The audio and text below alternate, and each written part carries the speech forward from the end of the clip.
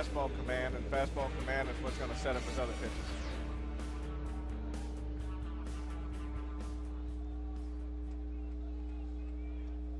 It wasn't quite as dramatic, but Kyle Davies had a similar outing to Zach Greinke's outing last night. First few innings, dealt with a lot of base runners, pitched well with men on base, and then really got on a roll, and at one point retired 12 of 14.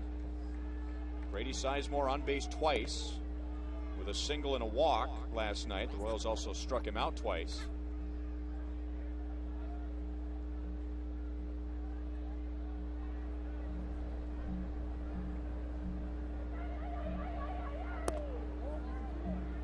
Two balls, one strike. One thing we noticed, Frank, during the Chicago game, we discussed it on air, and then I talked to Kyle about it when we got back to Kansas City. It looked like he was throwing a cut fastball, and an effective cut fastball to the White Sox. Well, we were a little confused there for a minute because we knew he threw fastball, curveball, change, and we kept saying, well, what is this pitch? And we slowed it down and saw the offset of his hand on the baseball, and after further checking with him on your part, we found out that he didn't want to throw it in spring training because he didn't think it would break, but now it's part of his repertoire. Drilled to center field, but he couldn't have hit it any closer to Coco Crisp, who hardly has to move. So good luck there for Davies and the Royals. One down to Jesus, Crisp, and Tien in the outfield. Alex Gordon is back in the starting lineup. So Mike Avila's back to short with Alberto Callaspo, and Billy Butler starts his second straight game at first. John Buck, who had a great game on Sunday against the Yankees, will be calling the game for Kyle Davies. Now Mark DeRosa after the first pitch. You know, I was surprised, Frank, because talking to Kyle about his cutter, he really didn't make a big deal out of it. I mean, he almost treated it as if it was his fourth pitch, and as you said, he didn't throw it in Arizona because of the thin air. It's just not going to break like it does, you know, once you get to a more humid climate or a more moist climate, whether it's hot or cold, more moisture in the air. And so he didn't even bother with it in spring training, but that's a pretty good pitch if that's your fourth pitch. It is a good pitch. What he might want to do is maybe just save it. It may not be one he'd use as much as Gil Mesh uses his, but because he's primarily fastball, curveball, and too many cutters may affect his curveball. So you may just say, I'll just save it for special times, and then that way it becomes an effective pitch for me. 2-2 on Mark DeRosa.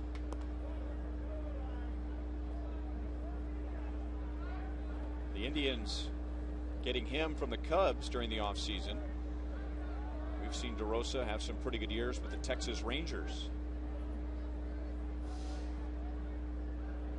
Off to a slow start, began the year 2 for 22. That will slice into the seats. We're going to see a lot less ski caps, gloves, scarves, and parkas because the temperature is 15 degrees warmer now than it was at first pitch last night at 58. Game started on time at 7:10. Official time and temp presented by the Parking Spot. Easy to spot, easy to park. The Parking Spot at KCI.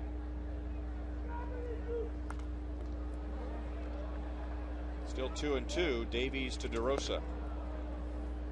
Well, DeRosa's a pretty versatile player also. We've seen him at second base, third base, can play the outfield, play some shortstop. He's just a guy that seems like every year he's sought after by some ball club.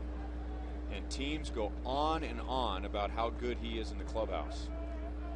You're getting more than just a player when you get Mark DeRosa. Callaspo out, trying to make a difficult play. Never could get the right angle. What did you try and do when you found yourself in a spot like that? Well, I just told the outfielders, if I'm going sideways, don't call me off. But once I turn my back, if I'm going sideways, you can call me off. But once I turn my back, then let me have it. So right here, what you're hoping for is that the outfielder comes in and take charge of this play and get you out of the way. That's really a tough spot for an infielder because you're facing the center fielder and you can't see him because you're looking back over your shoulder. So if he never calls you off, at some point you get a little nervous because you know he should be there somewhere. And if he calls late, then you don't know which way you want to break. So 1-on, 1 out, Victor Martinez, who had 3 hits last night. Luckily for the Royals, they were all singles. One of his hits ended up being a very important play in the game, and that was an infield single in the first inning that Billy Butler knocked down, kept on the infield dirt, saved a run, and 2 batters later the Indians were out of the inning without scoring a run.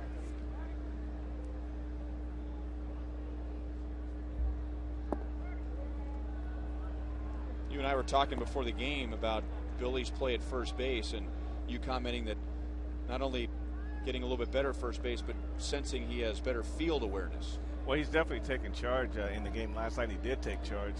Last year he would get a ground ball and be unsure whether he could take it himself, and he'd wait for the pitcher to get there. But last night he got the ground ball, hustled to the bag, beat the runner, and that's a sign of improvement right there. Tough to show off what you can really do when you got 1,000 things running through your mind at a new position. Well, that's true. A lot of times you can gauge whether they're kind of got a feel for where they are by the ball to their right, knowing what balls to go for, what balls to let the second baseman have. Get so much out of your territory that you have to fight so hard to get back to first base. So after the bloop single, a 4-pitch walk to Victor Martinez, 2 on 1 out. Joel Goldberg's been giving us a tour of New Kauffman Stadium all homestand. Joel. Well, Ryan, I'm in another spot where you can just line up and catch the game above the fountains, and they could do that over the dry duck seats in left field, but here in right center, I am all the way up here, and the George Brett statue is right behind me, and people can walk right up the fountain right at your feet, and it's an unbelievable vantage point. You can see everything on the field except for maybe right up against the right field wall, but pretty good stuff out here, and people just kind of coming by and hanging out and checking out all the different vantage points. By the way, guys, I bumped into the owner of Sheridan's at the store today. He wanted to know if you guys wanted a little something. I'm serious. Hot chocolate? You want that hot chocolate? When I think Sheridan's, I think cold and I think dessert. But you saw last night.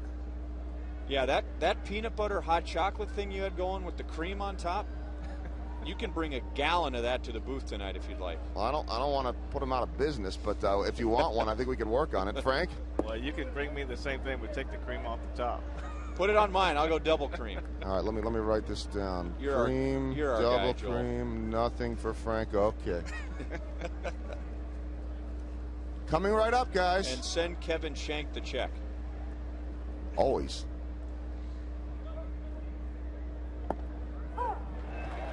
One ball, 2 strikes on Shin Soo Choo. 2 hits, including a double last night.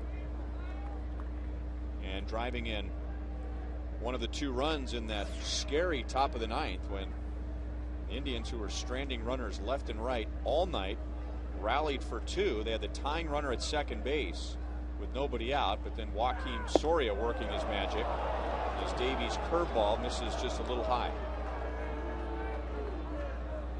Well, this is a pitch that Kyle Davies wants to get over, and a lot of umpires don't see a lot of curveballs. They kind of give up on them a little too fast, and you kind of watch if they go up with the ball and come down with the ball, then that means they didn't get a good look at it. That was an excellent curveball.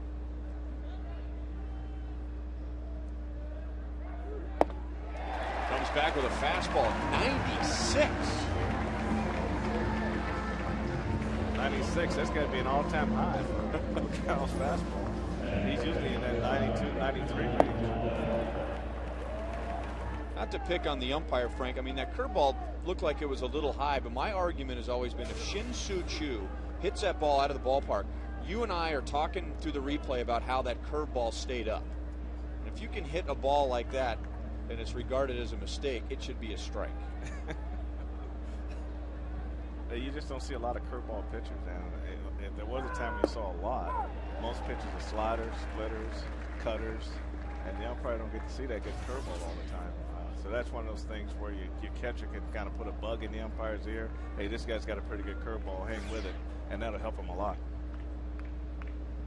Johnny Peralta 0 for 2, 2 strikeouts, including to end the game. He alone left 8 runners on base last night.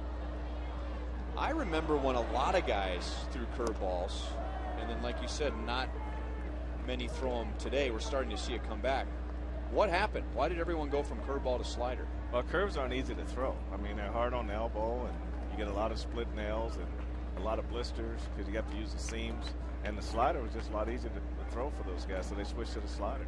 And now it's a slide. Now, Bob Gibson had a real tight slider. He said it would break about 8 inches. And he said now they call the slider the cutter. Just like the old fork ball that they used to throw in the old days. And someone, I think Roger Craig with the Giants, changed it to a split finger fastball. So it's pretty much the same thing.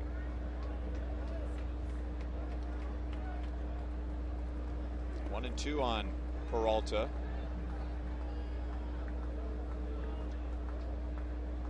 With 1 out, DeRosa reached on a bloop single. Victor Martinez walked. Now 2-2 on Peralta. Shin Soo Choo struck out for the 2nd out of the inning. Both Peralta and Travis Hafner left 8 runners on base last night. Reaching for the changeup and just barely got a piece of it. Think about leaving that many runners on base, Ryan. It's hard to sleep. You know, you go home and you think about, man, I had a chance to have a great night and help the ball club, and you don't get it done. It's just hard to sleep. You can't wait to get back to the park the next day. Peralta got a second chance being in the lineup tonight. Travis Hafner did not. He is out of the lineup. So we'll have to think about it another day. Gets away from John Buck, a hard curve in the dirt. So DeRosa to 3rd, Martinez to 2nd. Well, John did everything he could on this block attempt. He tried to soften it up in the middle, and the ball just came up and hit him right in the heel of the glove. A lot of times you just drop down and you're not really trying to catch it, just block it. So you got to kind of get that glove out of the way. But that hard curveball is more hard to catch than that soft one. Busted bat, shallow left. Aviles makes the play, and now Peralta has stranded 10 in the first 2 games of the series.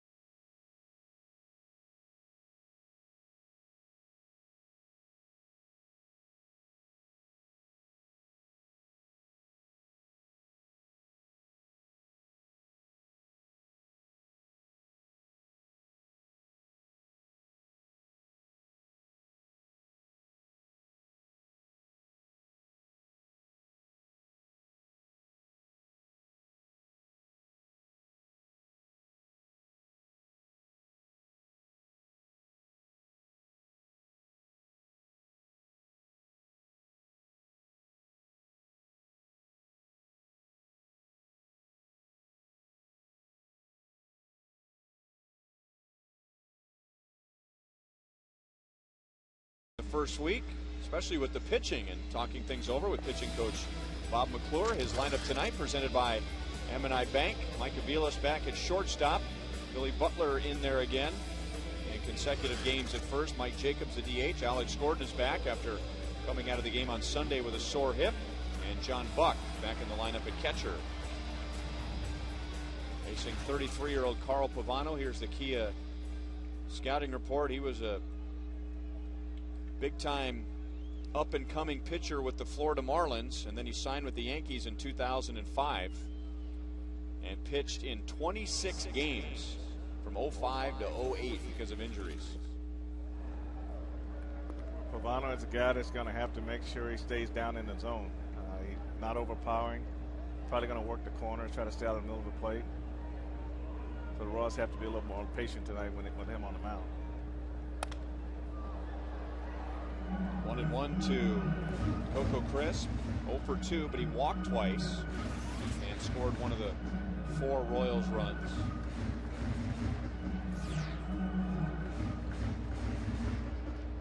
Batting average at 200, but on base percentage at 310. Now, that's not a great on base percentage, but anytime a hitter can have an on base percentage 100 points or more better than the batting average, well, you know that he's finding other ways to get on base. Well, that's your leadoff hitter. I mean, your leadoff hitter is supposed to get on base any way he can, and as long as he's out on first base with a chance to steal bases, a chance to put the Royals ahead in the first inning, that's really a sign of a good leadoff hitter right there.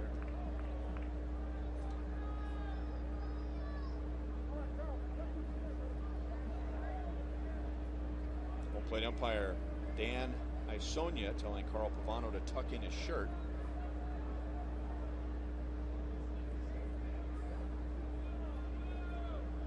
He's got the right side tucked in. Coco lays off a sinker, 3-1.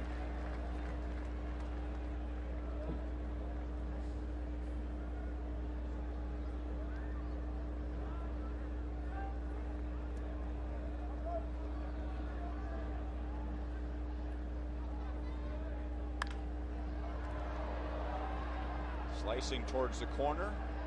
Ben Francisco retires Coco Crisp. Ben Francisco, one of a couple of Indians into the lineup tonight, not in there last night. Trevor Crowe is in center field, moving over from left. Mark DeRosa at third tonight. Victor Martinez moves from catcher to first base.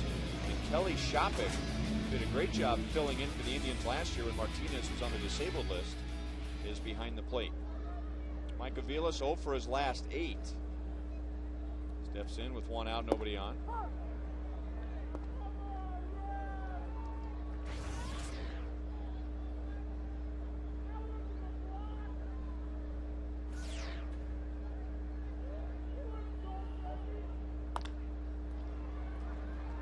Johnny Peralta gets Aviles. 2 down for Pavano in the first inning. Pavano's last start was a nightmare. His Indians debut Thursday in Texas. Rangers won the game 12-8. They swept the series. Pavano went 1 inning and then pitched into the second without recording an out. Gave up 9 runs on 6 hits. Walked 3, also gave up 2 home runs.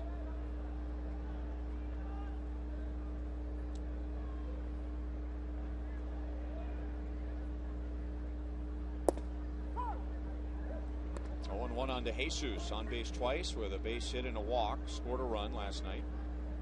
You know, Ryan, it takes a while to give up 9 runs in 1 inning. You know, a lot of managers don't leave you out there that long. So,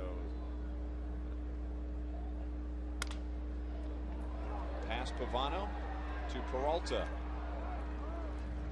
A completely different first inning for Pavano tonight. 1, 2, 3 on 9 pitches.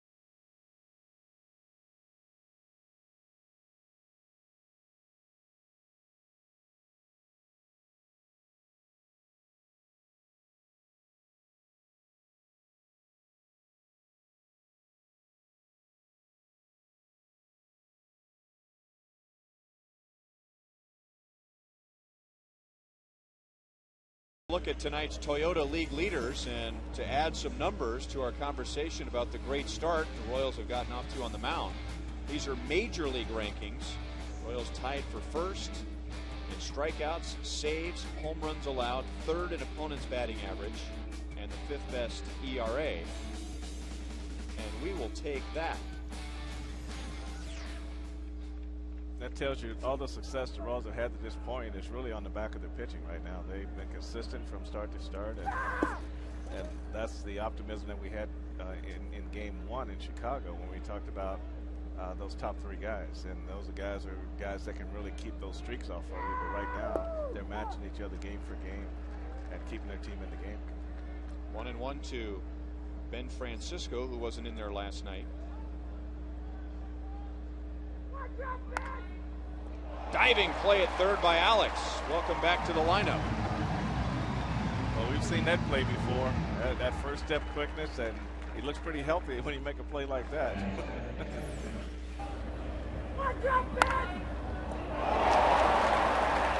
said it's not a prettier play than to watch a third baseman make a play like that. I mean, because that position is all about first step quickness and good hands, and he had everything right there.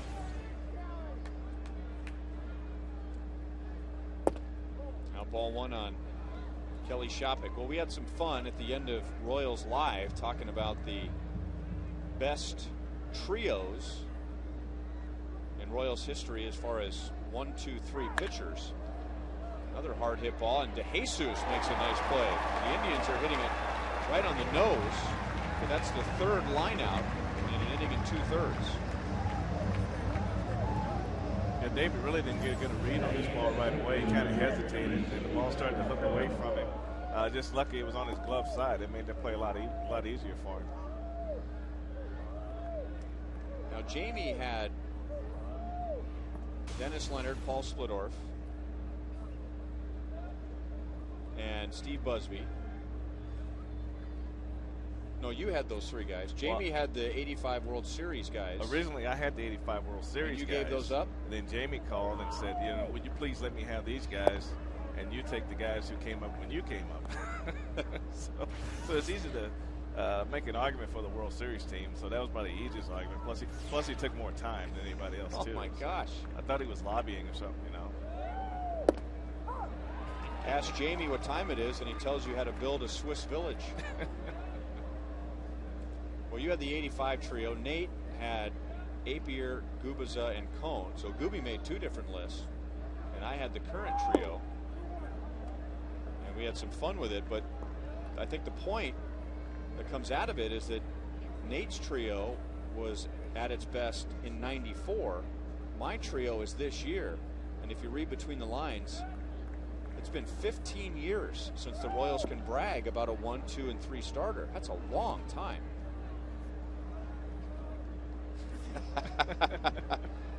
I might have gone a little too far with mine, but hey, fans are going right along with me. I think A and D are years apart. Well, a lot of the D's weren't even born when the A's were pitching.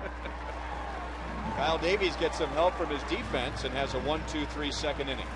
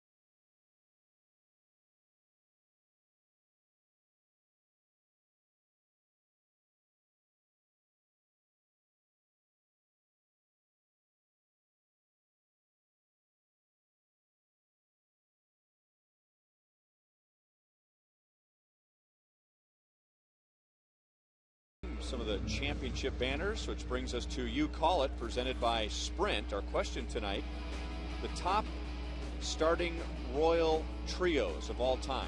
And let's go with D as maybe when it's all said and done, who will be regarded as the top three. Mesh, Greinke, and Davies running away at 35%. I made a pretty good argument, I guess. Well, you were pretty emphatic, that's for sure. Maybe it was just the passion in my voice. Well, those top three, I think, could have pitched on anybody's World Series team. And I think that Mesh, Greinke, and Davies have yet to get to that point. But I tell you that one group started the Royals' history, and the middle group, Saberhagen, Guzov, Jackson, they kind of sealed it with the World Series. So it's kind of hard to go against a trio that won a World Series for you. It has been generally believed that the strike in 1994 hurt the Montreal Expos and the Kansas City Royals the most. And Nate reminding us that there was no hotter team in baseball when the strike of 94 hit. So who knows what those three would have done. But as far as pure stuff and potential, teeing down on strikes, Pavano has retired the first four. You've seen all of those guys pitch, and not to put you on the spot, but could all three of those guys pitched either together or mixed and matched with any of the other groups? I think you could have intermingled all of them. I think that the era of baseball was different when on the first three with Spudoff, Leonard, and Buzz. It was different. There was no pitch counts. We weren't in part of the information age, but you know, these guys, when they got the ball, they pitched complete games. It wasn't pitch counts, and we didn't have closers and setup guys. Basically, if you didn't start, you were a reliever, and that's how it went back in those days. And now the guys are in a better position now to kind of govern how they're used, and their health is treated a lot better. And they looked at a lot better from an organizational standpoint as an asset, where in those days the old timers would say throw as hard as you can, as long as you can. If it breaks, go home. So that's a big difference. You know, it's easy to get on today's pitcher and say, you know, the pitch count and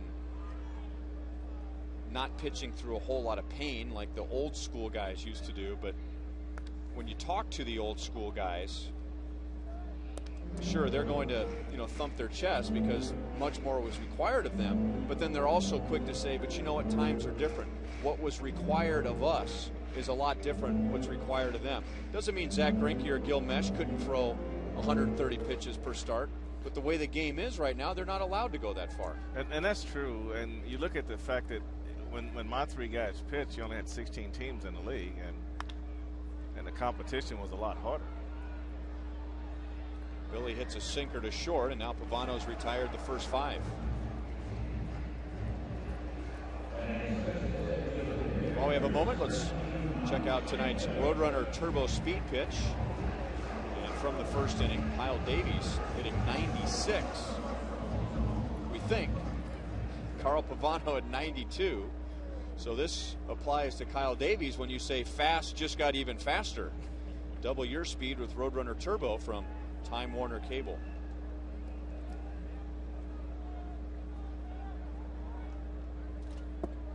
The young pitchers today, Frank, are not on their own program. They're on the organization's program. I agree. You know, when you only have 16 teams and all the competition compresses, then back in those days, guys, they were afraid to take days off, because if they took 2 or 3 days off and somebody got in there and got hot, they lose their jobs. So they did everything they could to stay in the game. I mean, Leonard, when you talk about a guy who has over 20 complete games in the season, you know, that's saying a lot. It's always fun to go on a caravan with Leo and a current pitcher, and you start rattling off his numbers and just see the look on today's pitcher's face when you start talking about the number of complete games he had. 2-1 on Jacobs. I think it's an education. I think the players really like listening to that. It's just the way Leo puts it, and he really understands the way things are today. And I think it just gives pitchers a perspective of how much the game meant to those pitchers back in those days. When you got the ball, it was your ball, and you weren't going to let it go until you had to let it go.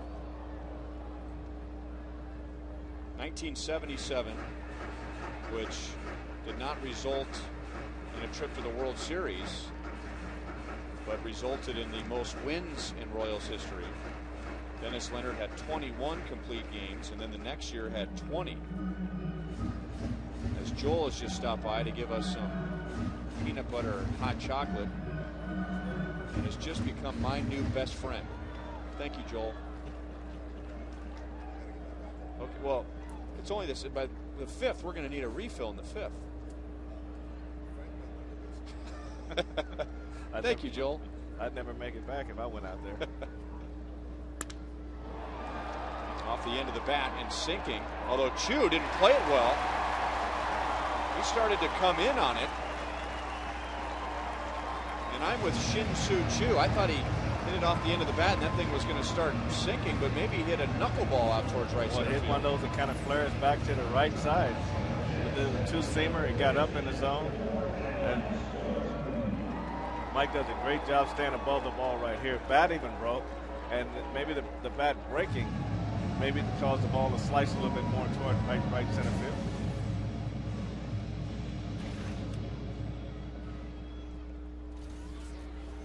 So Jacobs starting to heat up on the homestand. Royals with their first base runner, and now Alex hits for the first time since Sunday, facing Carl Pavano for the first time. Throws him a good changeup for strike one. In fact, several Royals facing Pavano for the first time. Began his career with the Expos, then over to the Marlins, and then we mentioned those 4 seasons with the Yankees, so he was in the American League, but again, only 26 games from 05 to 08. There are 6 Royals in the lineup tonight who have never seen him. And of the Royals that have faced him before, the most at-bats they have are 3. So not a whole lot of personal experience to go around tonight. A lot of guys, I'm sure, huddling around the videotape. Videotapes, advanced scouting reports, and then probably from the last start, they're probably licking their chops trying to get to this game. But right now, he's done a great job of changing speeds and keeping the ball down. And the Royals really probably need to try to stay back and try to work him the other way. If the ball's sinking, the best way to get it up in the air is to take it to the opposite field. Have you tried this yet? It's outstanding. This is just wrong. It's so good. Wow.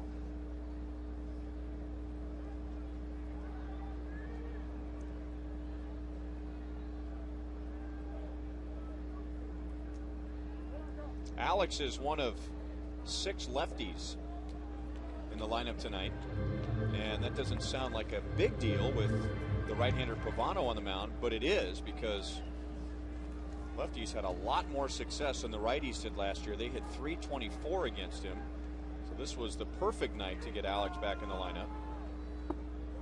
But he's down on strikes, so Pavano gives up the 2-out double, but collects his second strikeout to get out of the second inning.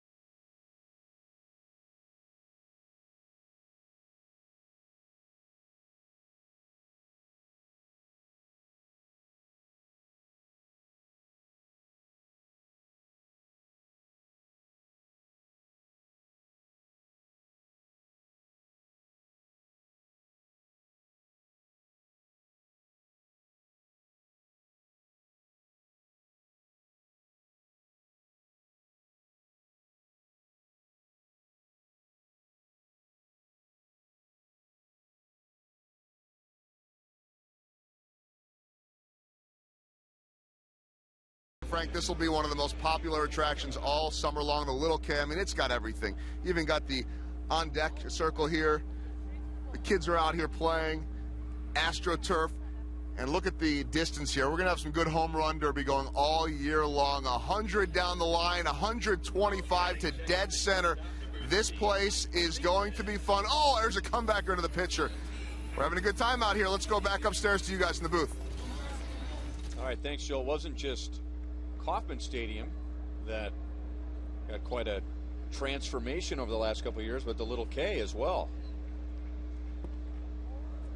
One thing I noticed about the little K is that Slugger's not doing the pitching this year. Well, he does the pitching when they showed up on the jumbo board.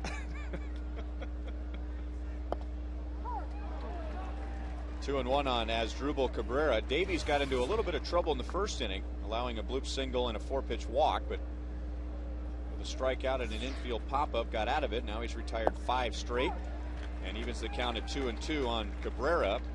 We had 2 hits and a run scored last night.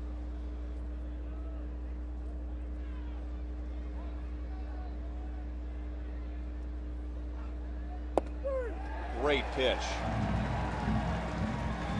Talk about threading the needle. Davies has his second strikeout.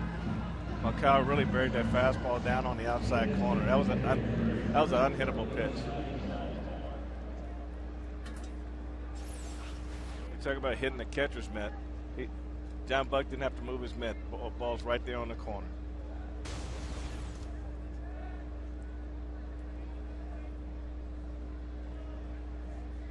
Grady Sizemore opened the game with a bullet to center field, but good fortune for Davies and the Royals. He hit it right at Coco Crisp. In the second inning, a line drive from Ben Francisco was caught on a diving play at third by Alex Gordon. And then the next batter, Kelly Shopik, hit one right on the screws, but right to David DeJesus in left field.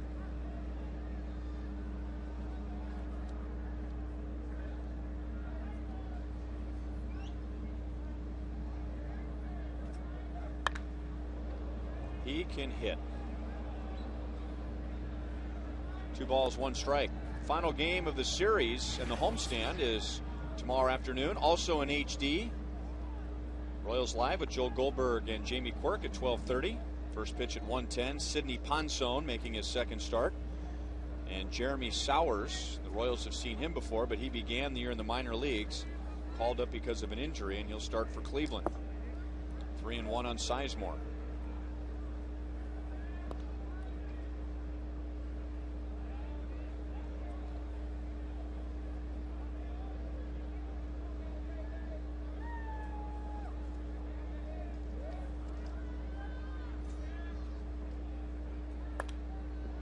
Right at him with a fastball at 94.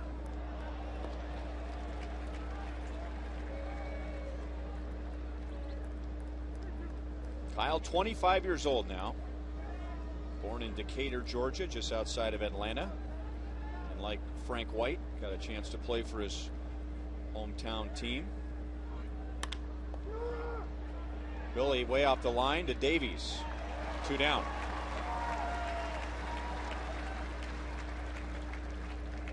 Ryan, Billy really looks relaxed over there at first base right now. He did a real good job on this play here. First he settled down, caught the ball, then he's got his momentum going toward Kyle Davies, gave him a nice feed, chest high. And then the good thing he did, he just kept his momentum going. He didn't stop his body. A lot of times you stop your body, it'll make you drive that ball up a little higher. So he did a great job right there. And now Mark DeRosa reached with a bloop single. The Royals are doing the best they can with the parts that they have on the infield. And when it's all said and done, they might have a fine season on defense. But it's going to take a while for guys to get comfortable with one another. Mike Aviles has potentially 3 different second basemen to work with up the middle. And then we hardly ever talk about the relationship, you brought it up in the first inning, between the second baseman and the first baseman and knowing each other's ranges. But there's 5, 6 different combinations you could possibly see.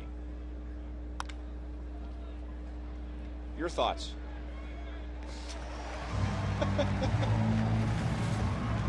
A 1-2-3 inning for Davies. He's retired 8 straight.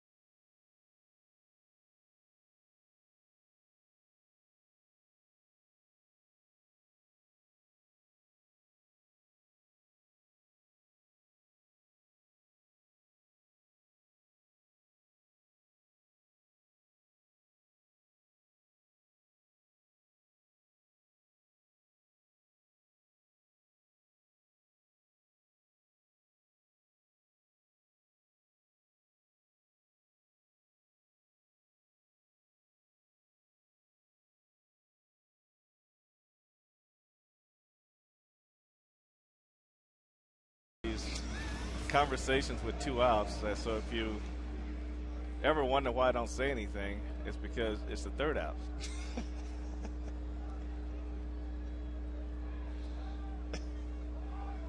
Well, gee, thanks, partner.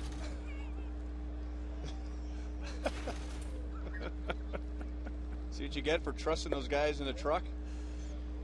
Ball 1 on John Buck. We were rudely interrupted by a ground ball off the bat of Mark DeRosa to end the inning, but the point was we don't talk as often about the first base, second base relationship as we do the second base, shortstop relationship.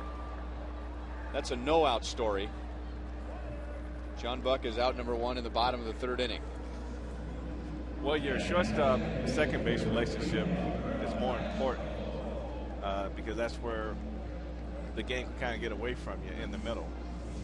What the Royals have done is they moved Billy further over into the lane where most of the base hits go. So basically all they need to do is communicate on hard hit balls, you go for it, slow hit balls, you go to the bag. So they just got to get their ground rules together, and Cayaspo's always got to let Billy know exactly where he's at.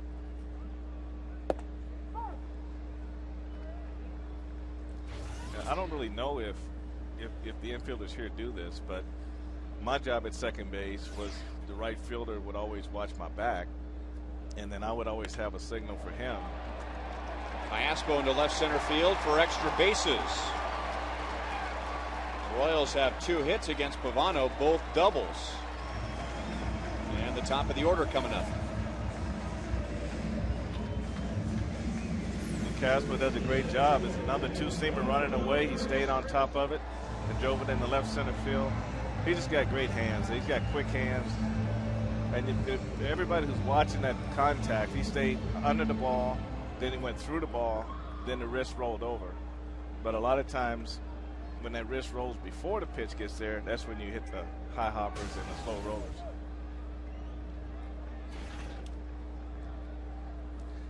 When I was playing second, Ryan, I would always have a signal for the right fielder and for the first baseman to let them know when the pitcher was throwing something other than a fastball. So that way they could get a jump toward the line if they had to. The first baseman would always maybe take a little step, not a drastic step so everybody could see him, but he just sort of gained the ground in his pre-pitch stance. Did you use like fist, open hand, or did you actually give the number based on what the pitch was going to be, 1, 2, 3, or 4? Well, basically, I just put my hand behind my back. I didn't really open or close it. It was just like a half fist, you know. It was real quick, you know. And then I would just tell the first baseman be alive or heads up, or I'd call his name, something like that. And this was something that went on the whole game. The whole game.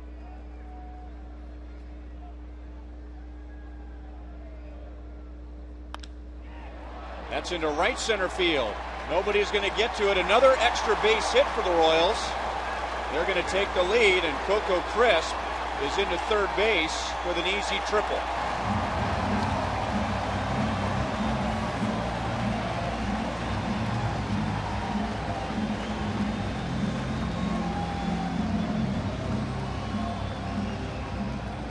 I think what you're seeing here is what Kevin Seitzer was talking about in spring training. We don't really want the home runs. We'll take the doubles and the triples. And here Coco gets the ball down in a zone. He really turned on it. And when he hits the ball in the alley here in Kansas City, you know it's going to be a triple. He does a good job, makes good turns. And a triple for some guys look pretty easy, don't it? Now the infield in for Aviles. Now one thing I saw right away on Coco's triple, you know, they preach so much about base runners to not lose stride, you know, stutter step to make sure you touch the base, just not lose stride. And I mean, you could have taken the bases away, left the bases there, either way. I mean, he did not lose one single stride. This should be plenty deep to get Coco to the plate, as Trevor Crow's throw is wide and the Royals lead 2-0.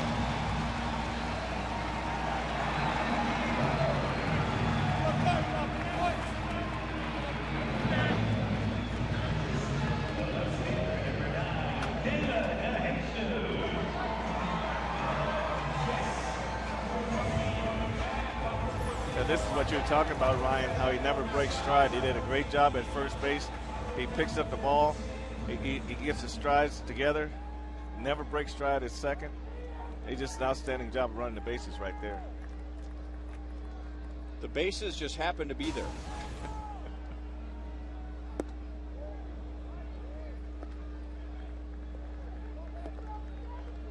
So 2-0 Royals. David DeJesus grounded out to short in the first inning.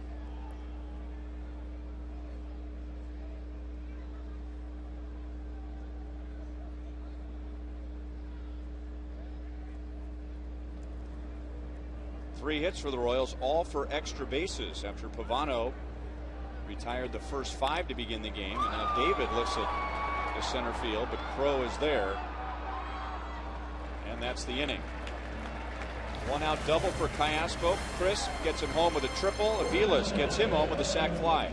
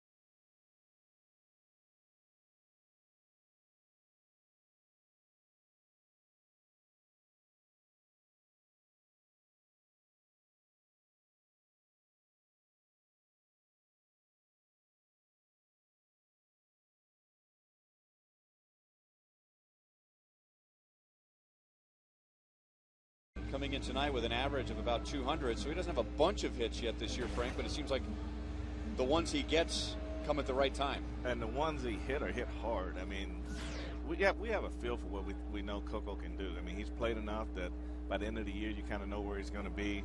But I think the thing that this park gives him is a lot more lanes for doubles and triples, and he's going to be an exciting player to watch the entire season. Kyle Davies has a 2-0 lead to work with. 0-1 to Victor Martinez, reached on a 4-pitch walk in the first. And that's the last man to reach against Kyle. He's retired 8 in a row. 1 ball, 1 strike.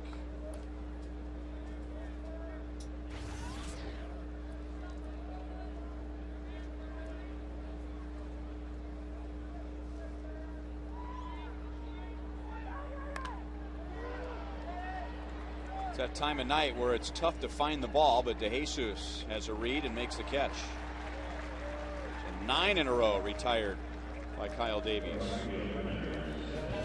Some great ticket deals in 2009, including Royal Nights. We had one last night, $5 upper level ticket, as well as a $5 GA parking spot. Buck Nights are back thanks to Independence Honda for Wednesdays, Fridays, and a Memorial Day. Fridays and Sundays are Bob Evans bases loaded 4-packs. And for a real bargain, try out the brand new Dry Duck fountain seats, available for only $7 the day of the game. They're the Dry Duck seats. More comfortable place to watch the game tonight. Chu didn't get a full swing, and Aviles has an easy play. Make it 10 in a row retired by Davies. Royals baseball is brought to you by Lumiere Place Casino and Hotel, presenting the Go Blue and St. Louis sweepstakes. One lucky winner will be at the Royals-Cardinals game on May the 23rd and enjoy beautiful accommodations at Lumiere Place Casino and Hotels. Register now at goblueinstlouis.com.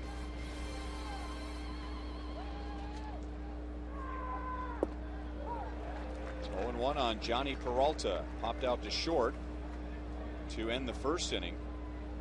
So in 5 plate appearances in the series, he has stranded 10 runners.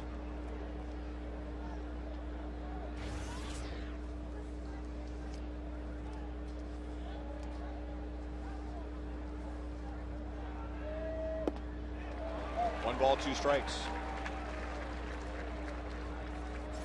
Well, Kyle's doing a great job in mixing everything up. That's a great changeup to the outside part of the plate. He's got all of his mix going tonight. Right now he's pitching both sides. Curveball's biting real hard. Not much on the cutter right now. That right there is an example of why John Buck is so good at blocking balls in the dirt. I remember when the Royals got him in 04 after the Carlos Beltran trade. They were so impressed with the fact that he's always working hard to block balls, even when there's nobody on base.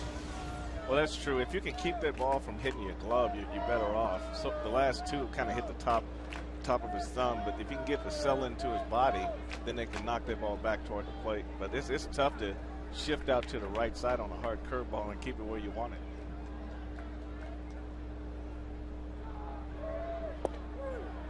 Needles the outside corner again. Davies has struck out 3. He has set down 11 Indians in a row.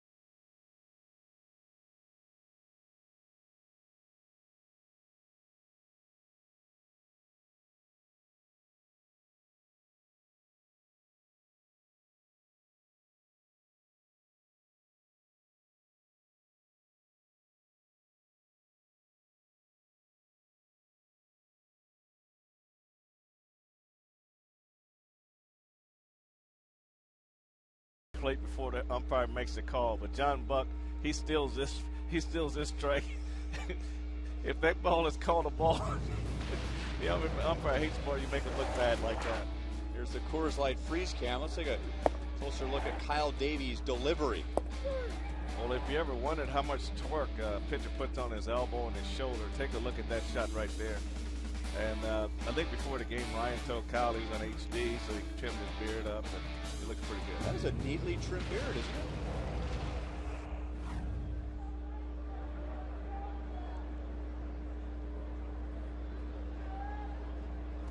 1-0 to Mark Teahan. And that's pounded to deep right field.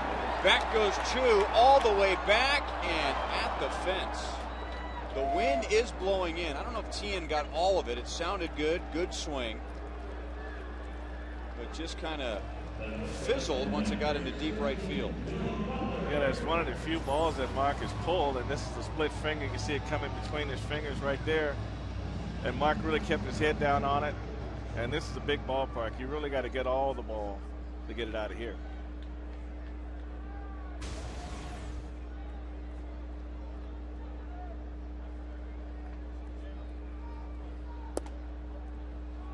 Ball one to Billy Butler, grounded out first time. Is there another pitch like the splitter where there seems to be no gray area? It's either really effective, or if you hang it, I mean, it's just screaming, hit me. I think curveball would be the next pitch. If you hang a curveball, it can go a long way too. If it doesn't come across the plate with some hard down to it, those guys that throw what they call the slurve in between the slider and the curveball, those balls get hit pretty good because they're not really biting down and away from the hitter. That's why the slider is so effective on the lefties when you go down underneath their swing, like Zach was last night, real hard. That's a tough pitch to hit. Fisted towards right. That'll drop in front of Chu. Billy 1 out of 2 with a 1-out single. 1 on, 1 out. Mike Jacobs to the plate. Well, the Royals have several season ticket plans, including a 9-game and 21-game plan this year. Perfect plans for people with hectic schedules or the fan who wants to save money on multiple games. You get the benefits and discounts of a season ticket holder without the 81-game commitment. 816-504-4040 or Royals.com if you'd like more information.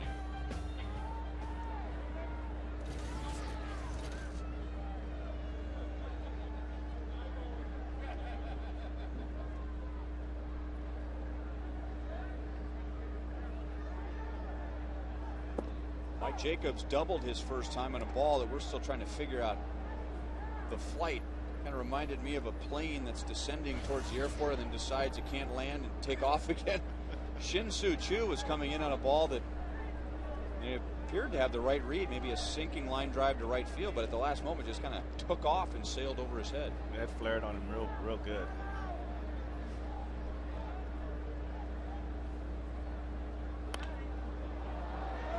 No balls, 2 strikes.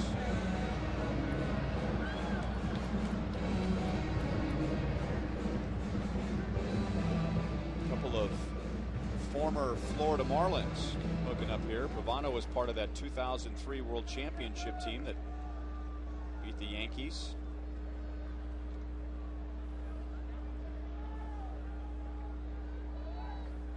Two years later, he was a member of the Yankees, but right shoulder surgery, broken ribs because of a car accident, back problems, Tommy John surgery. Gets his 3rd strikeout, catches Jacobs looking, and no argument from Mike Jacobs. And Carl Pavano threw that fastball right at the belt of Mike Jacobs and made him give in. So he's got the 2-seam grip, and the ball just slides back out over the plate.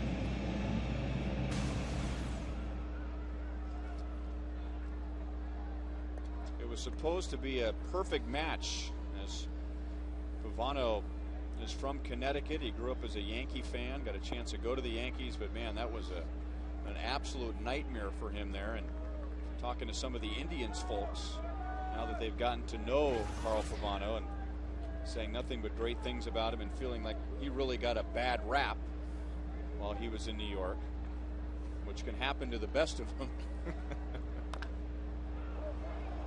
I talked with Reggie Jackson when he was here with the Yankees, and he said either you're for New York or you're not. He said everybody's not for New York, and a lot of guys who become free agents and think they can handle New York, a lot of them find out it's a lot tougher once they get there.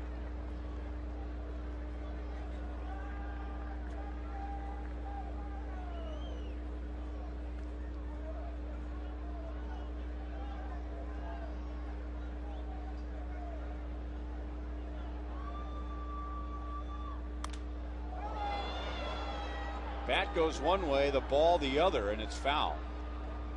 Bat breaking in half. Rusty Kuntz, Royals first base coach, was ducking for cover.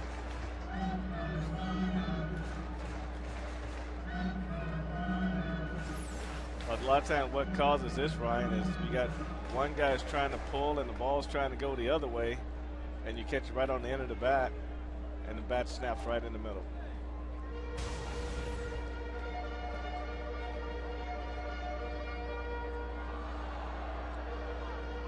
Does anybody have more fun at the ballpark every day than Rusty Kuntz.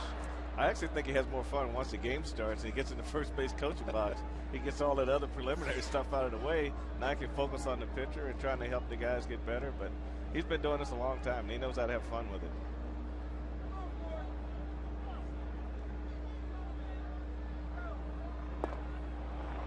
Alex strikes out again. That's 4 for Pavano. Royals scoreless in the fourth. They lead 2-0.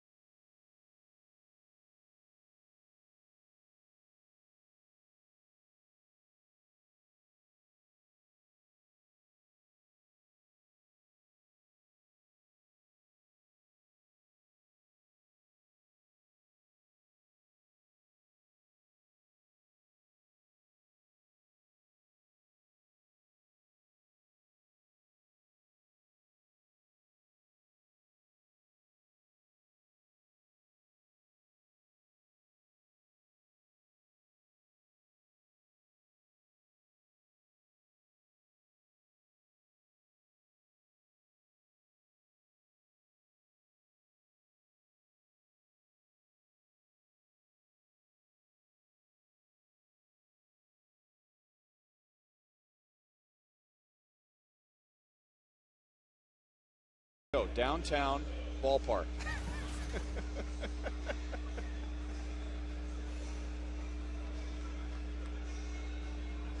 Two to nothing Royals as we move to the fifth inning. Kyle Davies has retired 11 in a row. And the Royals with 4 hits, 3 for extra bases, getting 2 in the third. RBIs from Coco Crisp and Mike Aviles. Kyle Davies. Strike one on Ben Francisco, who lost a hit. On the best defensive play tonight, Alex Gordon diving to the hole and snagging a line drive. And David DeJesus followed that up with a sliding play in left field. No balls, 2 strikes on Francisco. Sitting in the Buck O'Neil legacy seat at tonight's game is Leroy Zimmerman, a tireless volunteer who serves low-income seniors in Kansas City's urban core, focusing on home repairs such as building wheelchair ramps, widening doorways, and installing safety upgrades in bathrooms. In addition, the Overland Park, Kansas resident is active in prison ministry and serves on the board of Metro Lutheran Ministry. So welcome to the ballpark, Leroy Zimmerman. As Francisco lines one over Alex Gordon and into left, so that snaps the string of 11 straight retired by Davies. First base runner for the Indians since the first.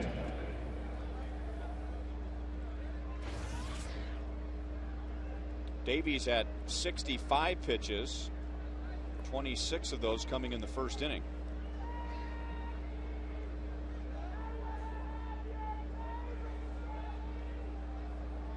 Francisco taking a big lead over at first. Kyle almost picked him off. We'll see how big the lead is this time. Well, one of the jobs, if you're a guy that actually steals bases, is to get a good lead thinking you're coming back to first base. And now you get a good read because this is when you'll get the pitcher's best move. And so now you got to make a decision whether you should shorten it up a half a step or stay where you are. No surprise that Francisco shortened his lead.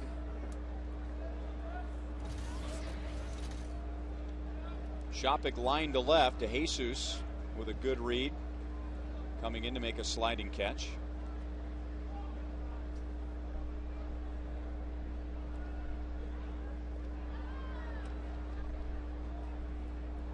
The Indians have stolen 5 bases in their first 7 games.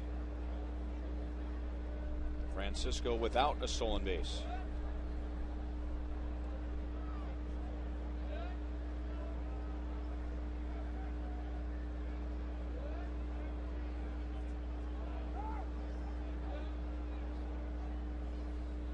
Time was called. I'm not sure if Kyle Davies was reacting to time being called or if he was the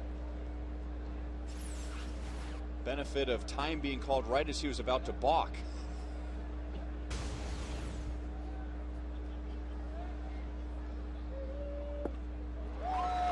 No balls, 2 strikes. Great changeup.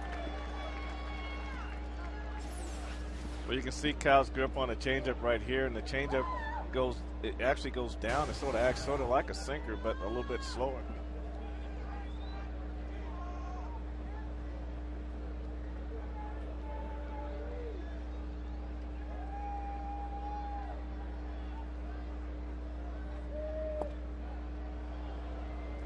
One and 2 on Shopik. Finally got a chance to be a major league starting catcher last year. Former big prospect for the Red Sox. Drafted in the 2nd round out of Baylor. Had some injuries, and then a guy named Jason Varitek came along. Played in 112 games last year with Victor Martinez injured, and Kyle strikes him out, and that's Kyle's 4th of the night. And we talked about Kyle's curveball, and when he's throwing it well, it bites real hard, and it looks almost like a fastball coming out of his hands, and a lot of right-handed hitters can't hold up on it. See how the little finger gets on top of the ball like that? That's what they call the knuckle curveball.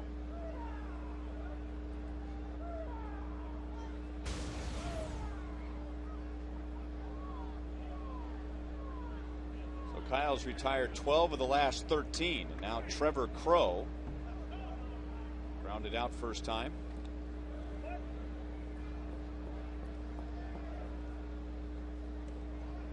One of the things that helped Kyle last year was pitching coach Bob McClure reminding him that even though he got to the big leagues at a young age, he's only 24 years old, or he was 24 last year. Coming from the Braves organization, and when he was in the minor leagues, Greg Maddux, Tom Glavine, and John Smoltz were winning Cy Young awards. They were showing impeccable control, and you can imagine the pressure for any young pitcher coming up to the big leagues in that organization at that time. Well, Leo Mazzoni, the pitching coach for the Braves, and talking to Guy Hansen and some of the coaches that are in the Braves system, the one pitch they wanted everybody to learn how to throw was that 4-seamer down on the outside corner first pitch, because most hitters won't swing at that, and all of a sudden you strike one, and like you say, if you're not polished enough to do it, then you end up hurting yourself. Runner goes, and Buck's throw ends up in shallow center field. Avila's got a glove on it, but not enough, and that allows Francisco to go to third base.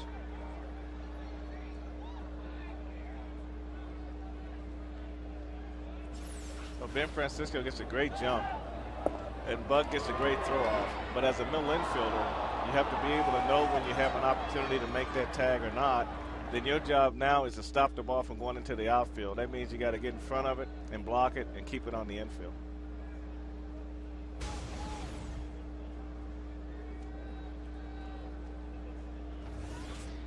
So a stolen base and an error charge to Buck. And now the ball gets away from Buck, and it's a 2-1 game. Or did that hit Crow? And Francisco's going to have to go back down to third base. So that actually ends up being a break, because if Davies can get a ground ball, he might be able to get out of this inning. Well, Kyle throws a slider down and in. I mean, a curveball down and in. Hits it right on the toe. We've seen more hitters hit on the foot so far this season.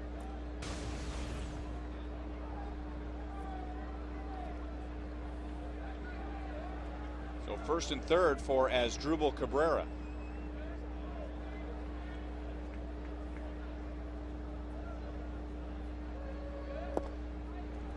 No ball, balls, 1 strike. One of the things that Bob McClure did was remind Kyle Davies that Greg Maddux, Tom Glavine, and John Smoltz were not necessarily the polished pitchers that they eventually became when they were 24 years old. One of the things that Bob McClure kept telling Kyle Davies, it's okay to be 24. You're not expected to pitch like you're 28, 29, 30. You've been in the big leagues for 10 years. Allow yourself a little grace in the fact you're only 24 years old. And that was great advice. And I can see Kyle Davies coming up following those guys and really admiring those guys and wanting to be like those guys. And yeah, like you say, you got to crawl before you walk sometimes. 1 ball, 1 strike.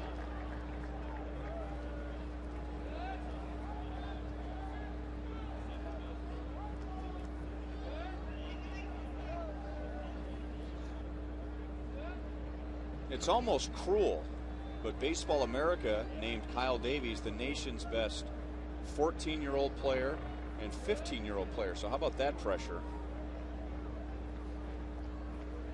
So that started for him long before he became a member of the Braves organization. John Buck has been blocking pitches all night.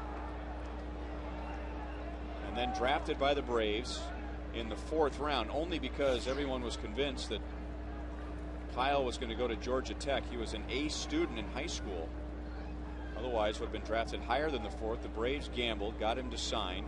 And then you get into the Braves system. Almost all their minor league teams are in the state of Georgia. He's from the Atlanta area. That's a lot of weight to put on a young man's shoulders. 2 balls, 2 strikes. I know my early years here, when I first came out of AAA to play here in front of my hometown friends, family, and fans, it's not easy. I mean, you have to really earn your stripes, and every time you stumble a little bit, there's always a friend that you played baseball with to tell you that I was better than you, and all that other good stuff. But you're constantly reminded of your mistakes when you're around family and friends, and they think they're helping you a lot, but they're really making it a little bit harder for you.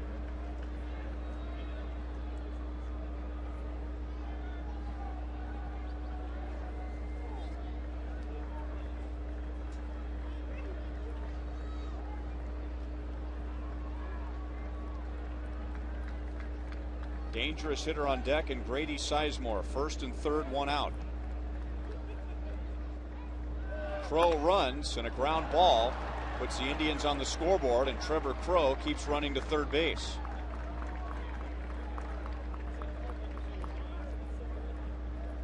As Drupal Cabrera with his 3rd hit of the series. He took advantage of a 3-2 count and also the open hole over there between short and first. So it turns out to be an easy base hit for him. And with the runner running, it's easy 1st and 3rd.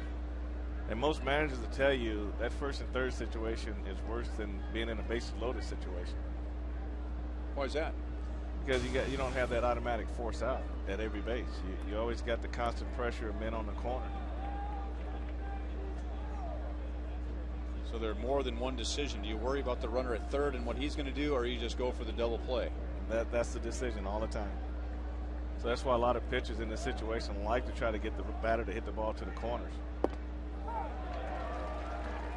Now the dangerous Sizemore, lined to center in the 1st inning, grounded out in the 3rd. So he's 1 for 6 so far. Last year hit .355 with 7 home runs, 20 RBIs against the Royals alone. And Davies jumps ahead 0-2.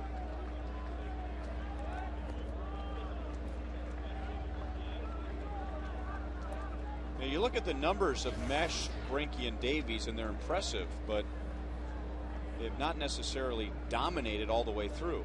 One thing they've all done that's equally as impressive as their numbers is how well they pitch with men on base. They have not let any innings get away from them. They seem to always keep coming up with the big pitch. It'll either be the double play or the strikeout or whatever they need to get out of the inning.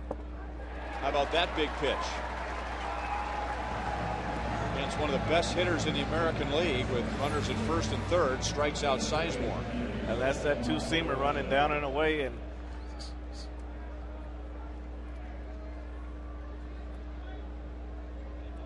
Now, one thing Cal does with his changeup, he throws a little bit harder changeup than most. 87 mile an hour.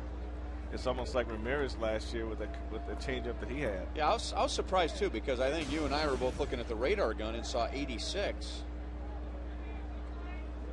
But we also saw the radar gun light up at 96 on one of his fastballs tonight. So getting Sizemore on 3 pitches, and now has to get through Mark DeRosa to escape the inning with the Royals still in front. DeRosa singled in the first, grounded out to short in the third. Trevor Crowe is at third base, as Drupal Cabrera at first. 1-1.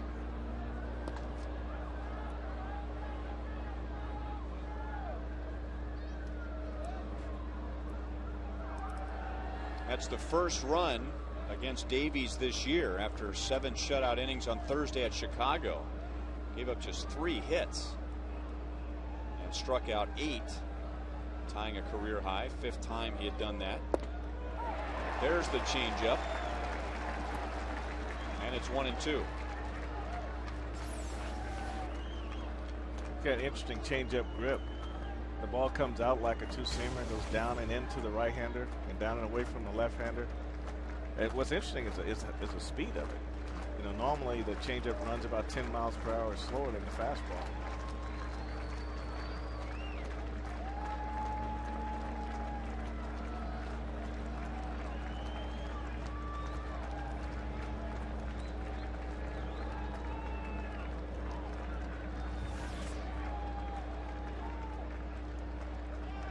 Cabrera runs, and Aviles behind second base has to hurry, and now the ball gets away from Butler. Another runner going to try and score. Butler's throw is in time. The game is tied. So Crowe scores.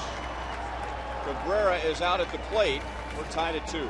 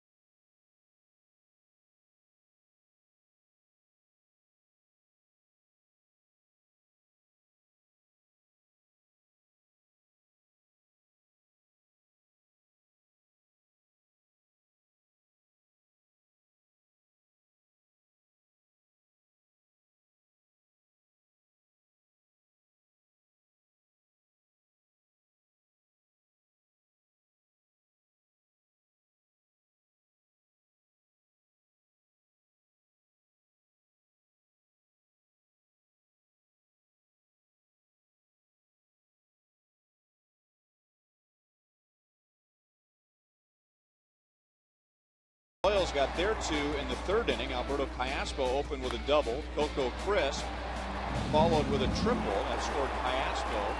And then Mike Aviles with a sacrifice fly to center field. So 2 in the 3rd for the Royals, 2 in the 5th for the Indians. And tied at 2 to the bottom of the 5th with John Buck, Alberto Callaspo, and Coco Crisp coming up against Carl Pavano.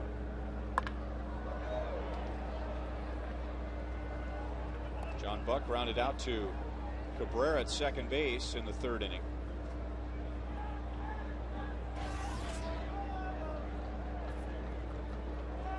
Pavano opened the game retiring 7 of the first 8.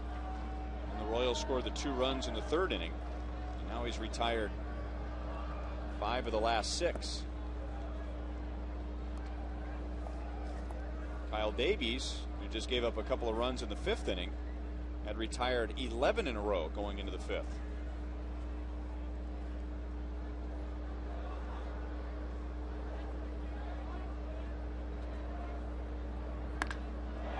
Into deep left field.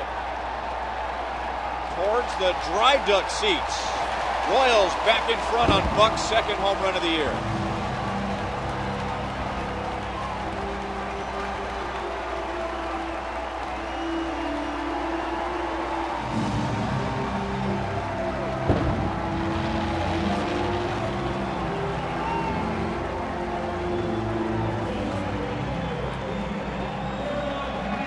He has homered in both of his 2 starts.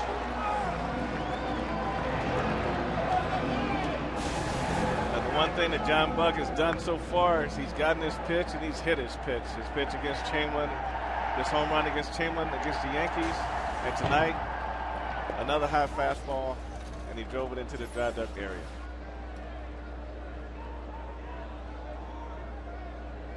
When you can sit and come off the bench and get your pitch and square it up like John Buck has squared up his last few hits here with the Royals, that's pretty impressive.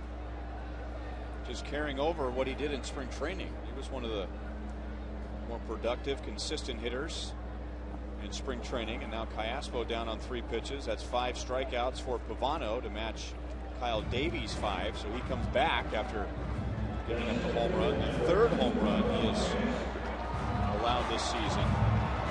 Callaspo 1 for 2, and now the top of the order.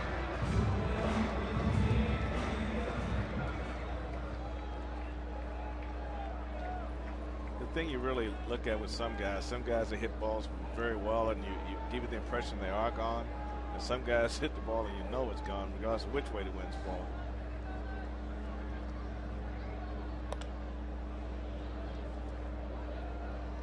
Yeah, when you really get it, you're the size of John Buck, it's usually going to go. That was an absolute shot. That ball went up in the area between the dry duct and the seats up there, way above the fountains. We've just been in an era for so long with the ball being harder, the ballparks being smaller, and guys are so strong these days that they don't have to get all of it, and they're used to a lot of those balls sailing over the fence. And that's just exactly what they're doing. In our day, the hitters used to cry when they come in here because this park was so big, and so power hitters didn't play well here. Just your guys like Coco that can hit line drives and hit doubles and triples, and those guys really were the guys you were afraid of more than the home run guys.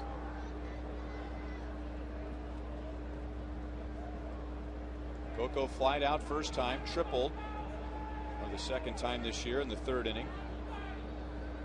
Scored and drove in his 4th of the year in that same inning.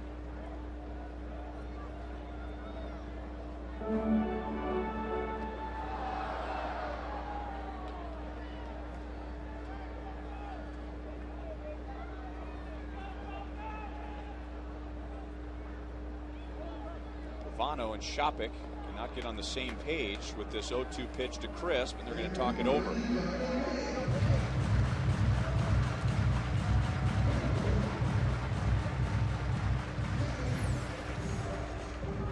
John Buck really does a great job of hitting off a stiff front side. He really stayed back and really got his hands through that ball very well. And you can tell when he left home plate, he knew he got that one.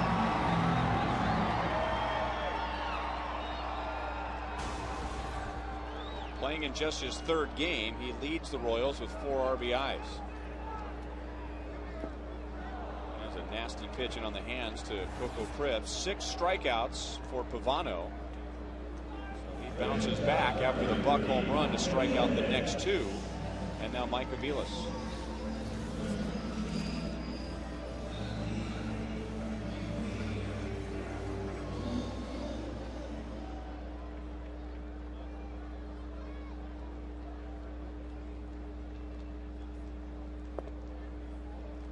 Aviles is grounded out. Has a sacrifice fly, trying to bust out of an 0 for his last 9.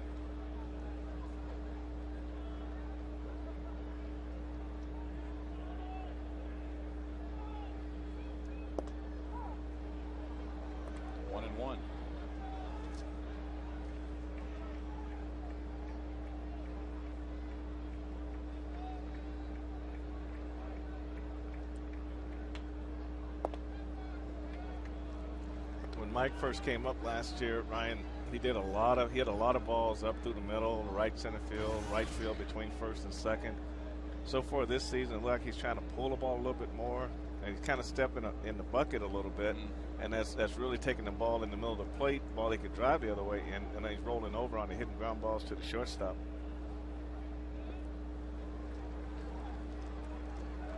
And it appears, I don't know if he had this issue when he was with you at AA, but it appears that that's something he constantly has to fight, making sure he's striding back towards the pitcher. Yeah, he was more of a pull hitter with me. He could hit the fastball, but had a hard time on the ball down and away that for strikes. But it really depends on how much he stepped in the bucket. 3-2. One thing that helps him with that stride towards third is that he's so far up in the box. Gives him a little more plate coverage. Well, you see a lot of pitchers will try to come inside on him, and sometimes he can take that really funny swing and where he's trying to get out of the way and swing at the same time. But he really needs to kind of stay focused in the middle and try to draw the ball back through the middle. There's a pitch inside on him. It's all right to start open, but at some point you got to close up so you can have the bat speed. If you stay open, your swing is longer and you don't have the bat speed up but only one pitch, and that's the pitch that's down and in.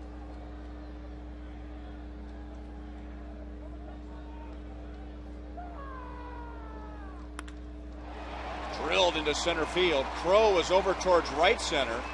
He'll cut it off deep, but Aviles is into second base with the Royals'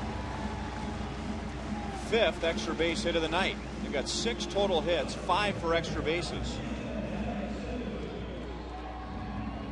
That's a great example of a pitcher missing his spot. Pavano was asked to throw that ball on the inner half, and he left it out over the middle of the plate, and that's what Mike takes advantage of. See how far up in the box he is?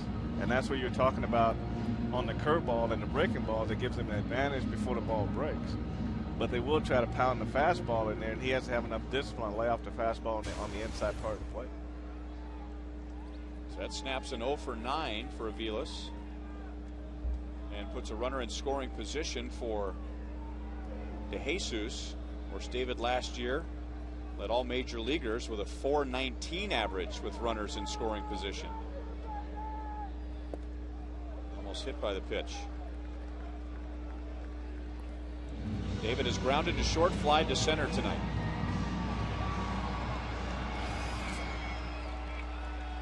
Pavano's he's done a pretty good job on the left-handers. He's pounding them in with the fastball, and then he's going away with that two-seamer and trying to let them get themselves out by rolling over.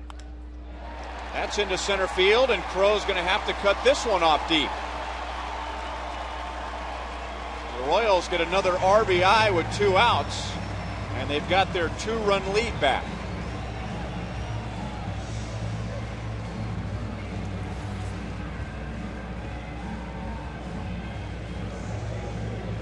Well, the hitters are doing a better job now. That's a changeup that stayed out over the plate. David stayed right with it. I mean, he's just that's the approach that you got to have with Pavano, because he's not going to overpower you with his fastball, but you got to make sure you try to hit him up the middle the other way.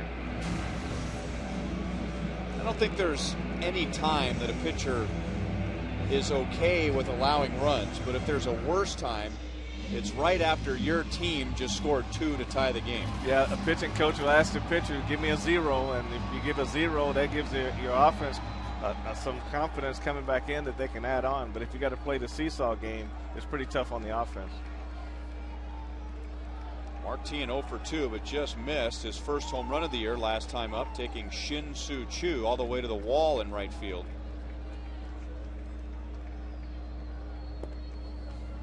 Outside for ball 1.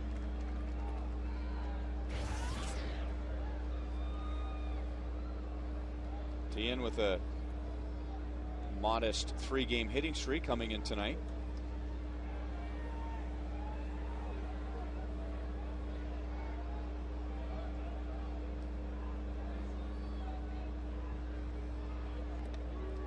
After giving up 4 runs, 7 hits in 4 2/3 innings. Carl Pavano now has Vinny Cholk, a right-hander, warming up behind him in the left field bullpen.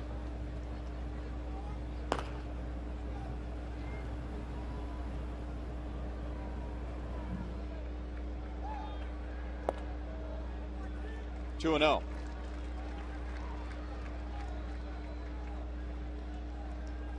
John Buck opens the inning with his second home run of the year, and then Pavano appeared to rebound and pull things together, striking out Callaspo and Chris. But Mike Aviles doubled, David DeJesus singled him home. And now a good hitting count for the Royals cleanup hitter Tien.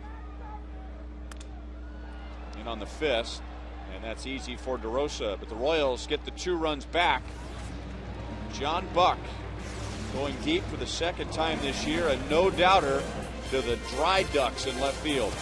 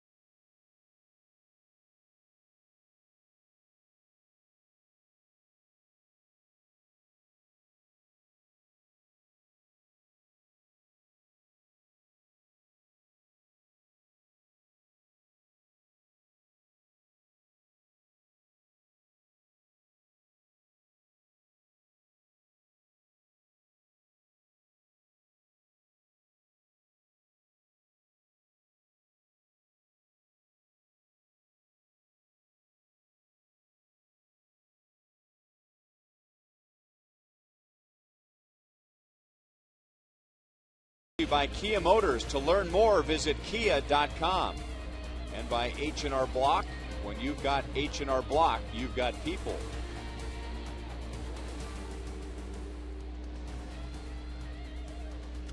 Four to 2 Royals as we go to the 6th inning. And now Kyle Davies trying to do what Carl Pavano couldn't do last half inning, and that is put up a 0 after his team scores. We've been talking all night about Mesh, Greinke, and Davies, the Royals 1-2-3 trio, and comparing that to some of the best in Royals history. Tien cuts it off in the corner. Martinez going to challenge him. A good throw gets him, and it's just a little bit to the center field side of the bag.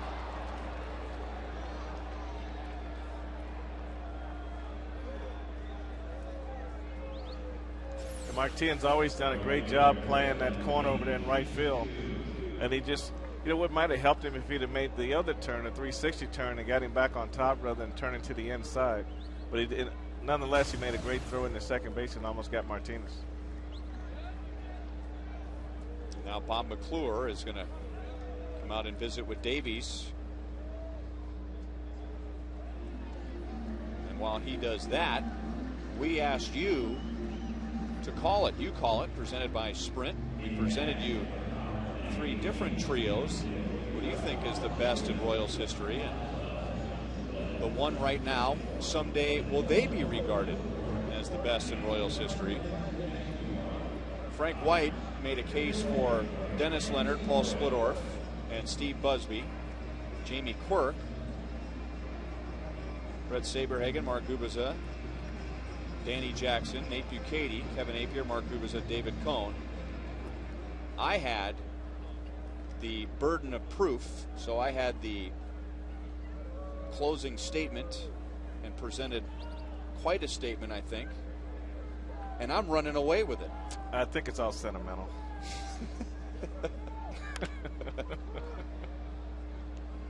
Shin-Soo Choo with a productive out. He's 0 for 3, but he gets Martinez over to third base. Jamie took so much time presenting his case, and they knew you had very little time, so that's a sentimental vote in there somewhere. Really? Definitely. Courtesy vote. Courtesy. You know what? I'm going to guess that you're wrong, and my peeps are going to take offense to that, and I'll bet the next time we revisit it, it's going to be an even bigger number. You've got a great audience. There's a limo waiting outside. Well, again, the point that we talked about several innings ago, there wasn't a really big, not a long gap between the first group and the second group and the third group, but 15 years between Appier, Kubica, and Cohn with this year's group. Tien charging in from right, that's going to drop, and it's a one-run game.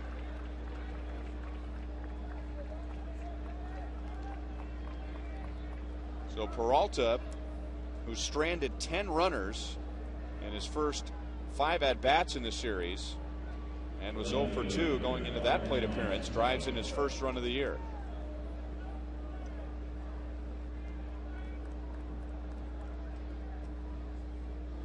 Tonight's a good example of how the game has a way of evening itself out. There were several hard-hit balls that did not result in base hits early in the game. And now a little slicing bloop off the bat of Johnny Peralta settles in for an RBI. Well, they always say sometimes you got to hit 3 balls hard to get 1 hit, and that's been the case and for some of the Indian hitters. Peralta's left so many men on base. I bet if you ask him right now, he's just relieved that he dropped a base hit in there and get his team an RBI. 2-0 on Francisco. Scored the first Indians run in a 2-run 5th inning that tied the game at 2. Royals with 2 in the bottom of the 5th, and now Cleveland back with a run in the 6th. Davies now climbing up into the mid-90s as far as pitch count, and he's behind 2-0 to Francisco.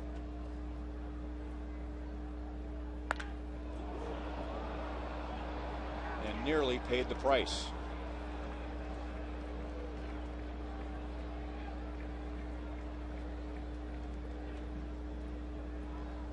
That swing by Francisco sort of resembled the first swing when he hit the line drive that Alex caught the line drive on, and only this time he got it elevated.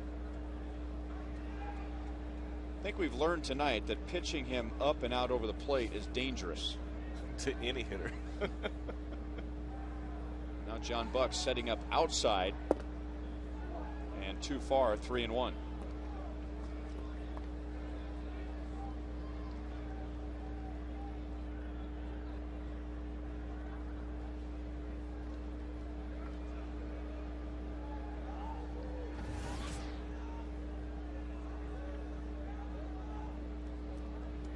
Pitch number 97.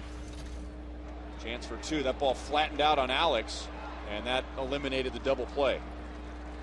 Yeah, that took him right out of his rhythm. He was expecting a hop on the dirt part, but look, the ball hit right on the edge of the grass and went down and really threw him off balance. The way Francisco can run, it might have been tough to get a double play on that play anyway, but anytime the ball does something different than you expect, it just completely takes the rhythm out of the whole play.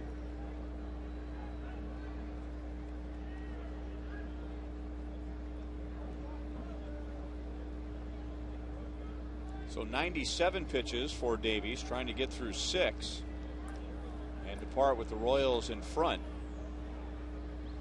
He has retired Kelly Shoppach twice, although Shoppach first time up lined out to DeJesus in left field, took a sliding play to record the out. Mentioned earlier when Victor Martinez had his elbow problems and had to go on the disabled list and have surgery, Kelly Shoppig got his chance to start and played in 112 games and responded with 21 home runs. He's already homered this year. Billy off his glove, and a long run for Callaspo to chase it down into right field, far enough for Francisco to go first to third.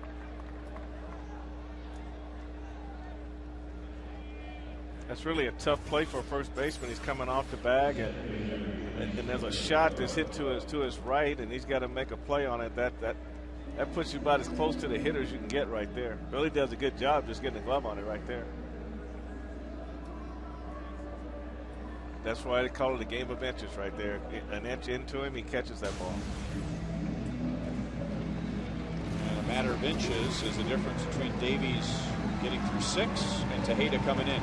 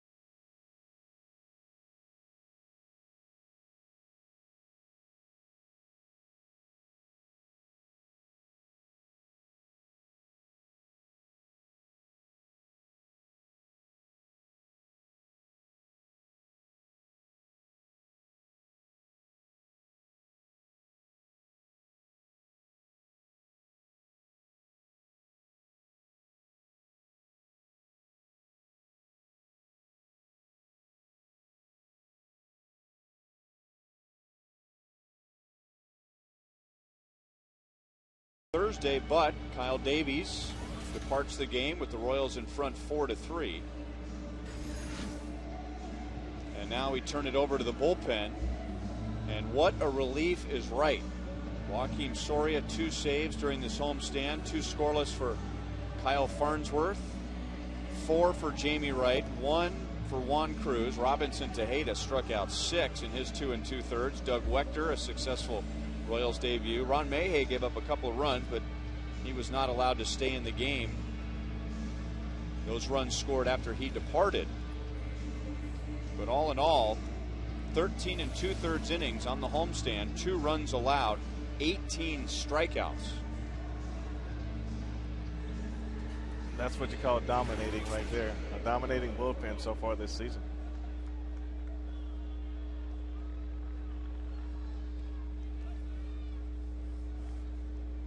So Tejeda comes on with Francisco at third base, Shoppig at first, a run home.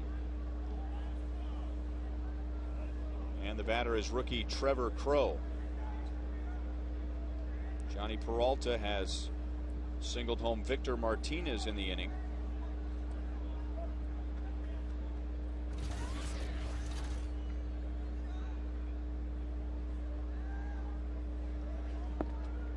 Off speed for strike 1.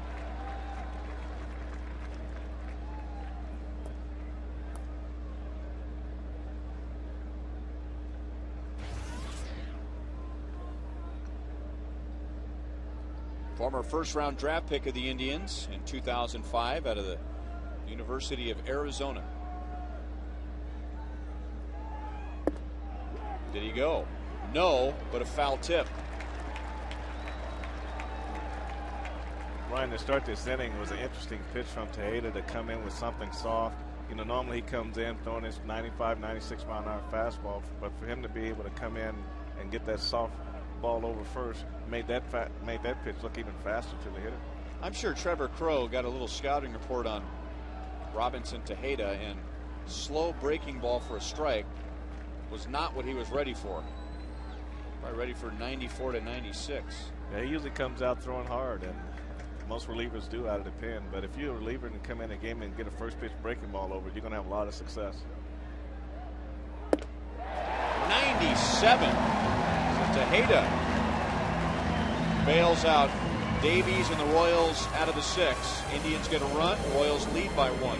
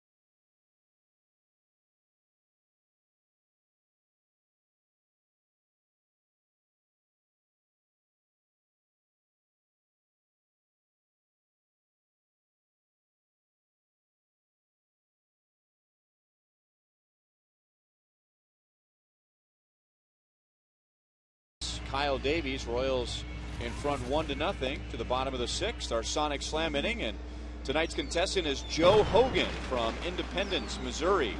If the Royals hit a home run in this inning, Joe wins $800. If the Royals hit a grand slam out of the park, Joe wins $25 grand from Sonic and the Kansas City Royals.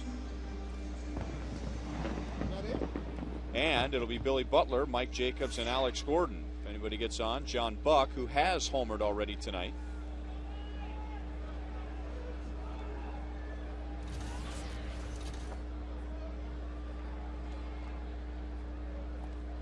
Billy 1 for 2, singled last time up. The Royals with 7 hits, 5 extra base hits tonight.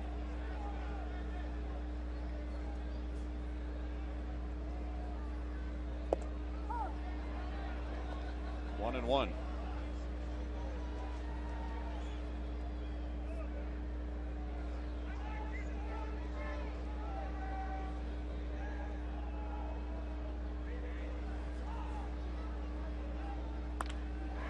Up the middle, almost picked off by Cabrera, who was guarding the middle.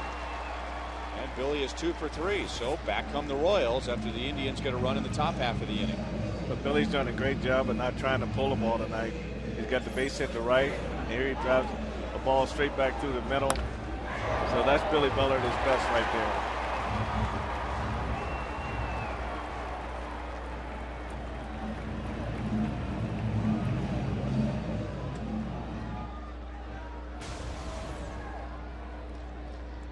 So leadoff man on, now Mike Jacobs has one of the 5 extra base hits tonight with a second inning double. He's also struck out.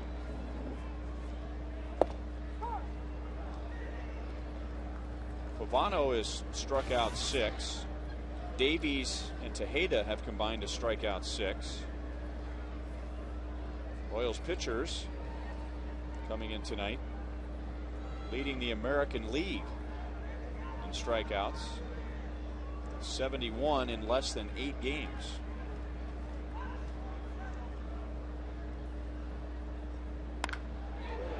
That is what you call a laser beam.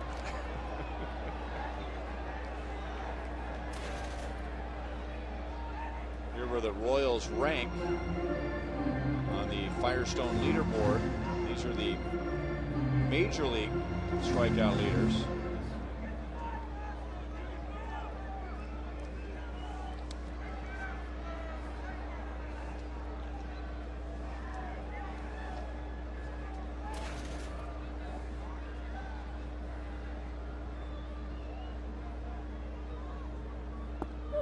Back door. Second time that Jacobs has taken a called third strike. And Carl Pavano has quietly put together 7 strikeouts. Well, did a great job on the first 2 pitches. The first pitch he threw, he made it give in, and he went back and caught the inside corner. Then the next pitch he tried to go back in, and Jacobs turned on it and hit it down on right field line foul. Then he went over the outside corner. So good job of pitching right there. And he's done an excellent job of pitching to Alex Gordon tonight.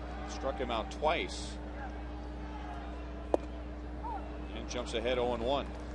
Alex's first 2 at bats, he really got out early, and he was really trying to pull the ball. He needs to stay back and let the ball come to him and try to drive the ball the opposite field. Pitchers like Pavano, that's what they feed on. They slow the ball down and they let you get yourself out.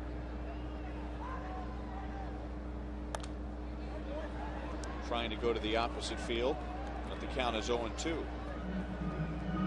Alex at 2 for 17, his first hit of the year. Second pitch that he saw from Mark Burley on Tuesday, a week ago today, homered to straightaway center field. Well, on this 0-2 count, this is when Pavano likes to come inside the left-handers. He came inside the Coco 0-2, and that's a good time. He likes to get that ball to run back out over the plate. Strikes out Alex for a 3rd time, and that's 8 for Pavano. The last 2 strikeouts coming on 3 pitches. Final game of this first homestand tomorrow at 1:10. Coverage starts at 12:30. Sidney Ponson and Jeremy Sowers in high definition, thanks to our friends at Time Warner Cable.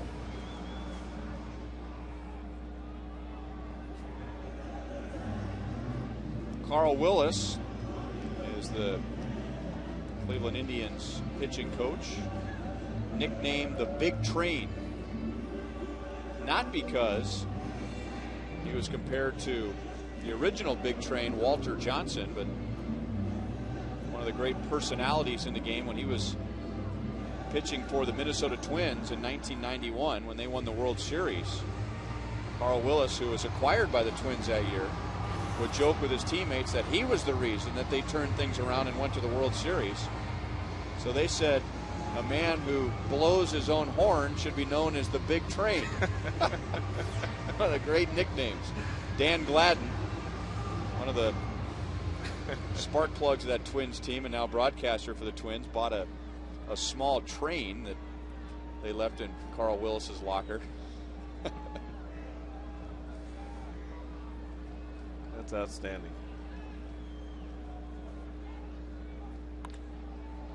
In on the hands, Victor Martinez in foul ground makes the play. So leadoff single for Billy Butler, but Pavano comes back to get the next 3.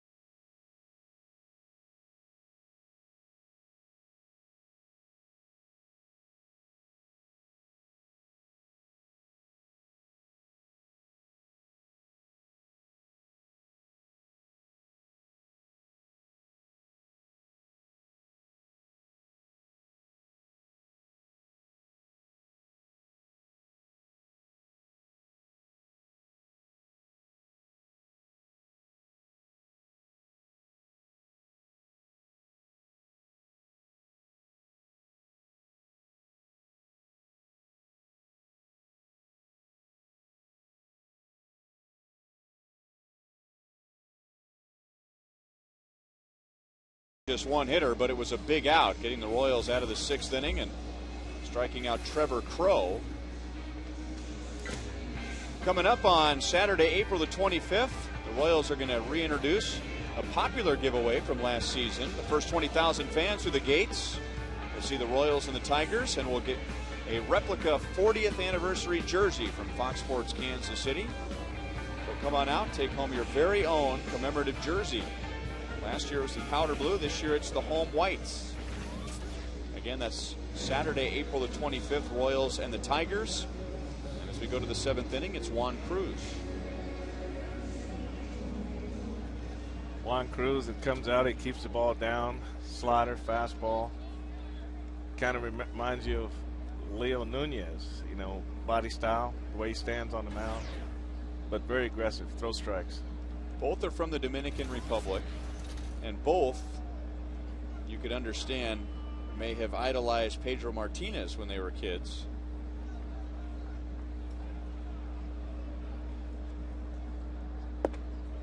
'94 with a fastball to Asdrubal Cabrera. He's driven in a run with a 5th inning single and struck out. Those at bats against Kyle Davies. 9-1-2 hitters in the 7th.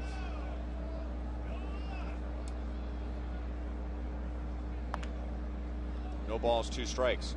The question came up before the game today: is Joakim Soria available? Trey Hillman was asked that. Soria saved Sunday's game and then last night's game.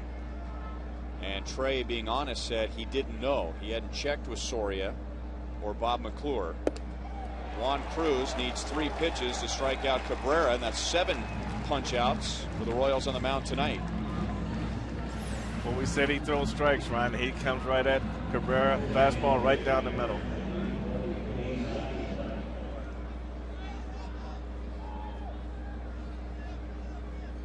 Trey knew when he eventually was going to meet with Joakim that Joakim would say, yes, he can pitch. I mean, he just wants the ball.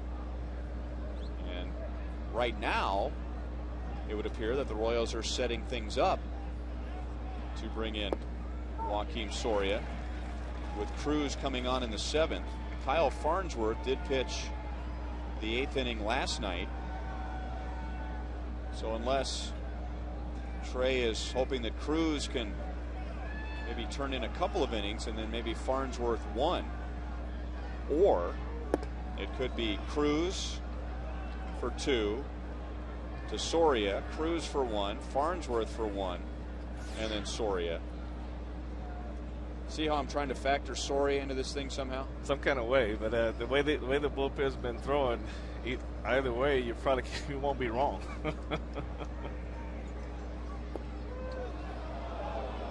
2-1 on Grady Sizemore, 0 for 3 with a strikeout.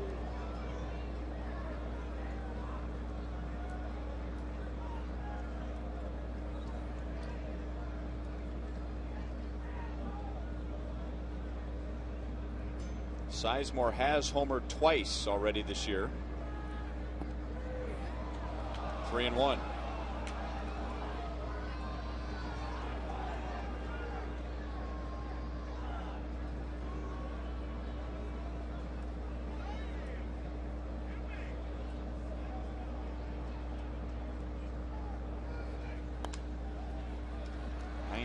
With that fastball, fills out the count. How about this trade? Bartolo Colon from the Indians to the Expos for Grady Sizemore, Cliff Lee, and Brandon Phillips. 3 excellent players. Had him reaching, still hits it hard and deep, but Coco, with all that range, runs it down. Had him just enough out in front to keep him in the ballpark.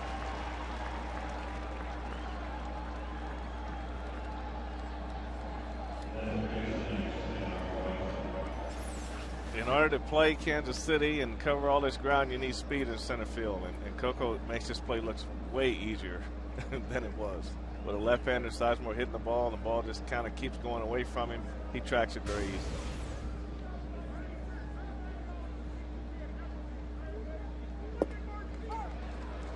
Part of that play that people don't realize how difficult it is because the good ones make it look so easy. Running as hard as you can, but having to keep your head pointed towards the sky and pick out a little baseball, and all the while judging the spot that you need to run to. That's why your center fielders have to be very special people. You know, that's a lot of ground they cover on both sides, and to be able to be a speed guy, cover both sides like that, be expected to steal bases, you have to be in great shape for that. Depending on how the ball's hit, sometimes, Ryan, a lot of when they get really good at it, like Coco is right now, as soon as the ball's hit, they more or less run into a spot, and then they look up, and the ball is usually right there waiting on them. 2-2 on DeRosa. Now, you played the infield, of course, but you were the Royals outfield coach. When the crowd is big, can you still judge the sound, the crack of the bat, whether they made solid contact or not? Well, normally the crowd's quiet when the ball's hit. Now Vilas throws out DeRosa. Cruz does his job in the 7th inning. Stretch time at Kauffman Stadium. Royals in front.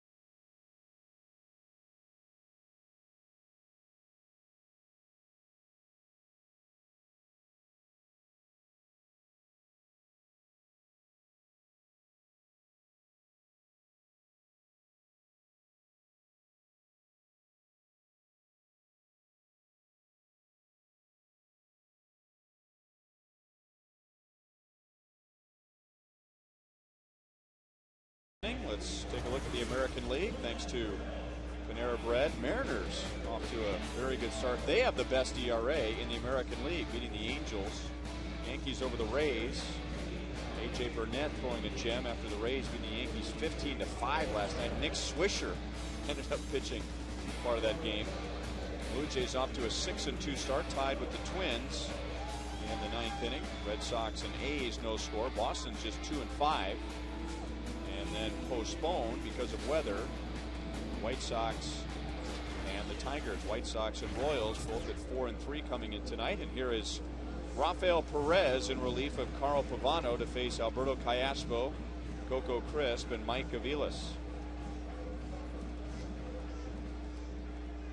Carl Pavano leaves. The best he can hope for is a no decision, but struck out 8 without a walk in 6 innings. So he can't win tonight, but he certainly was able to help the Indians forget what happened to him in his first start of the year.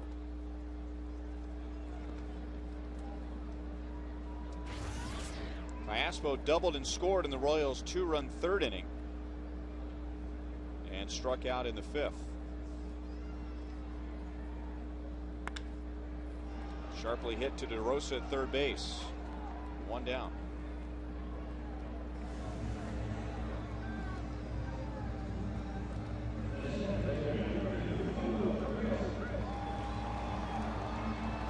A little bigger crowd here tonight. Small gathering last night. Most of that had to do with the weather. First pitch was 43 degrees, but it was much, much colder than that when the game ended.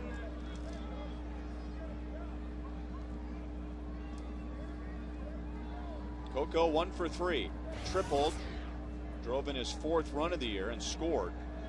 And the Royals 2-run 3rd inning, a pair of 2-run innings for the Royals tonight. Crisp and Aviles driving in runs in the 3rd, and then Buck and DeJesus with runs driven in the 5th inning. Buck's on a solo home run. Indians with 2 in the 5th, 1 in the 6th. 1 ball, 1 strike. You know, Ryan, one of the things that Rafael Perez has been trying to do is find his slider.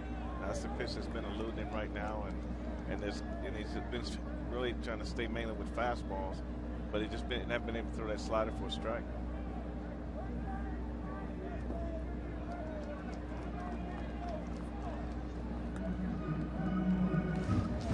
A couple of years ago, he was a guy that just kind of burst onto the scene and held left-hand hitters to a 145 batting average, quickly establishing himself as the Indians' left-handed specialist. Last year held him to a 222 average. One of those guys where the first time he comes into a series and you go, who's this guy? Rafael Perez. Not a lot of information on him, but by the end of the year you were dreading him jogging out of the bullpen.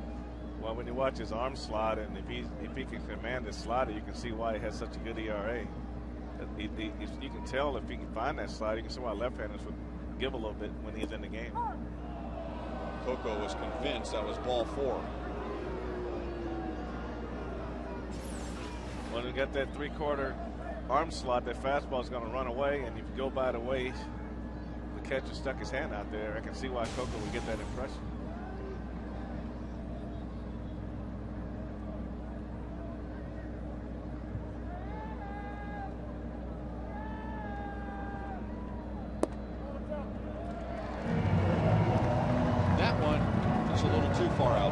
It's the first time an Indians pitcher has walked the Royals hitter tonight. 1 on, 1 out.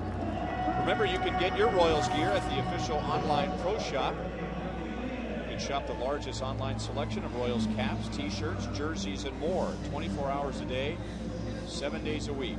The Royals.com pro shop.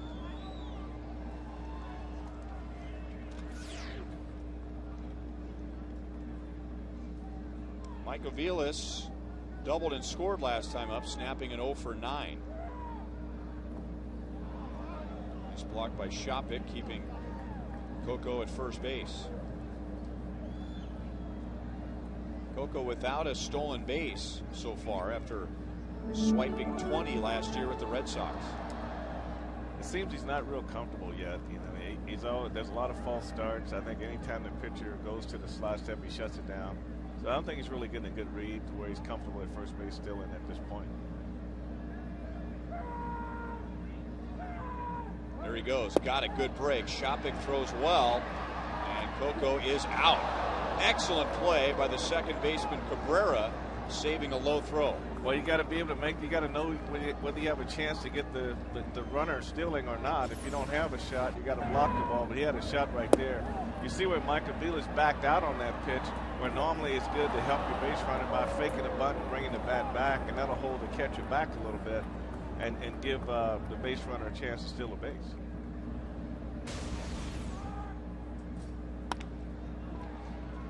And now Cabrera backhands, and a long throw is right on the money. So Perez faces 3 in the 7th. Royals by 1 to the 8th.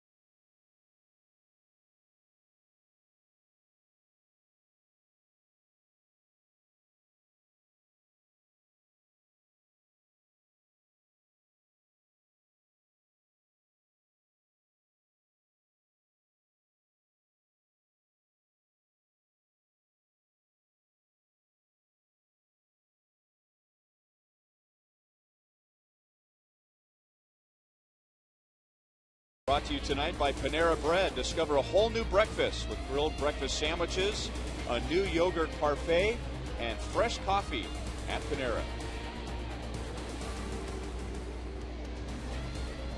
4-3 Royals to the 8th inning, so the bullpen needs to get 6 more outs. Juan Cruz will stay on for the 8th. We remind you that tonight's copyrighted telecast is presented by the authority of the Kansas City Royals. It may not be reproduced or retransmitted in any form, and the accounts and descriptions of this game may not be disseminated without the express written consent of the Kansas City Royals Baseball Club.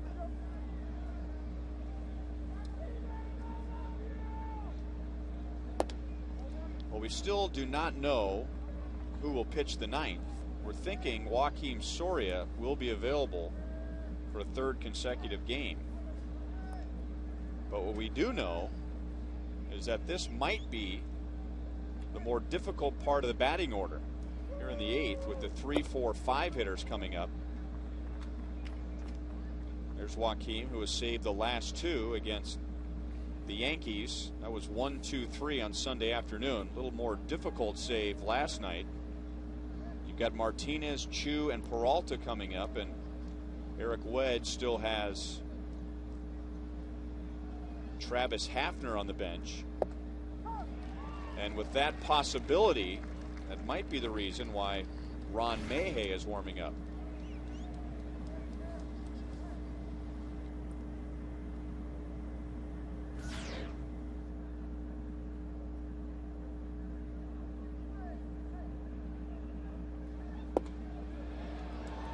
Three balls, 1 strike. Martinez with a walk in the 1st inning, a fly out in the 4th, doubled leading off the 6th, and scored on Peralta's base hit. That's the last run the Indians have scored. Got him to chase ball 4.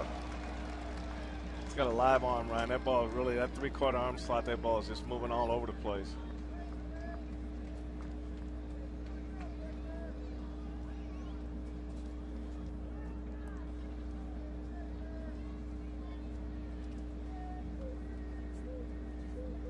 John Buck wants a changeup on 3-2, and it's belted into center field. So Martinez, after chasing a bad pitch on 3-1, stays back on the changeup. That's his 2nd hit tonight, his 5th of the series. Don't forget, after the game, we'll head up to Rivals Sports Bar out in right field for Royals Live with Joel Goldberg and Jamie Quirk. Highlights and analysis after the Royals and the Indians. Boulevard, Royals Live. Well, that last changeup just didn't do anything. It just kind of stayed up out over the plate. It didn't dive down like the ones before. Now ball 1 on Shin Soo Choo, hitless in 3 trips.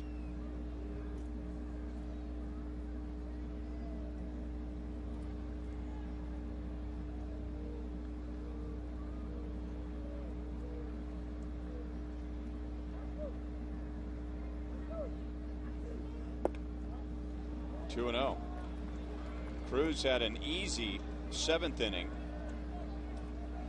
getting the Indians in order. Did get some help from Coco Crisp on a drive from Grady Sizemore, but now the tying runner at first base with nobody out, and 2-0 on Shin Soo Choo. 2-1.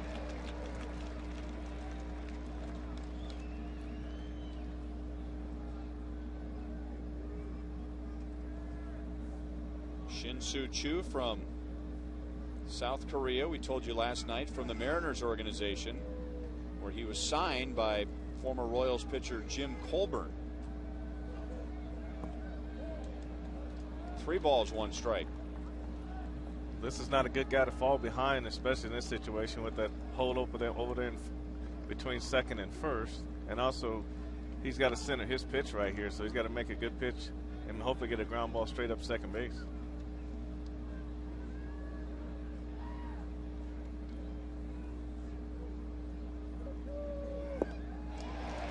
That time going off speed worked. Full count on Chu.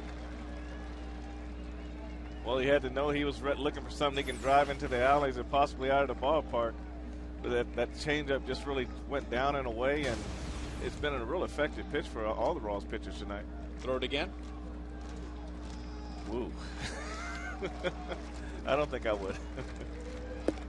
Heat. 96. Second strikeout for Cruz. One down in the 8th inning.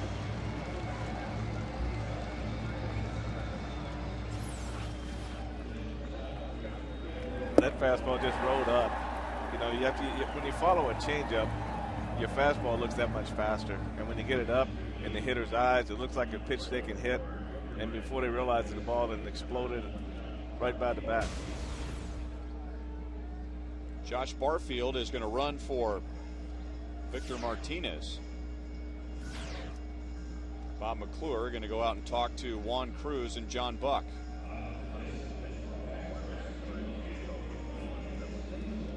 Frank, in a situation like this, Victor Martinez is pinch run for, but not immediately. Eric Wedge waited until 1 out and then makes the decision to send out a pinch runner. Is that just something that maybe struck him after during the Shin-Soo Choo at bat, or is there a reason why he may have waited for 1 out? Well, sometimes it's an oversight. You know, you figured you're okay where you are with that hole open at first base, and now with 2 outs, now you might need a guy there to try to steal it. I'm sorry, with 1 out, you might need a guy that might want to steal a base. So with nobody out, you don't want to lose Victor Martinez in case this game goes into extra innings. But now with 1 away, right? If there's a double play, he still got him in the game. Well, he took something off that pitch. It was only 95.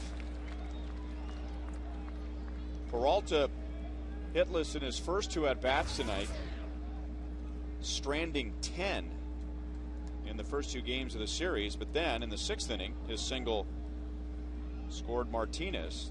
That's the last run the Indians have scored. Look at that slider, man, right on the outside corner. That's one of the few sliders he's thrown in this inning. But it could have made that one any more perfect.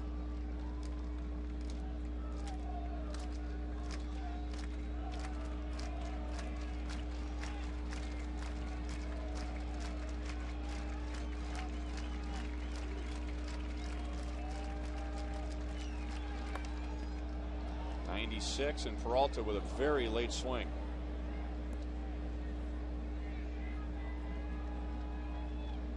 Kyle Davies, 5 2/3 innings, departed in the 6th. He allowed all 3 runs. Robinson Tejeda in relief of him got the final out with a strikeout. Juan Cruz a scoreless 7th, and now 1 on 1 out in the 8th. Saved by Buck, keeping the potential tying run out of scoring position. That was a great job. John's done a great job all night back there.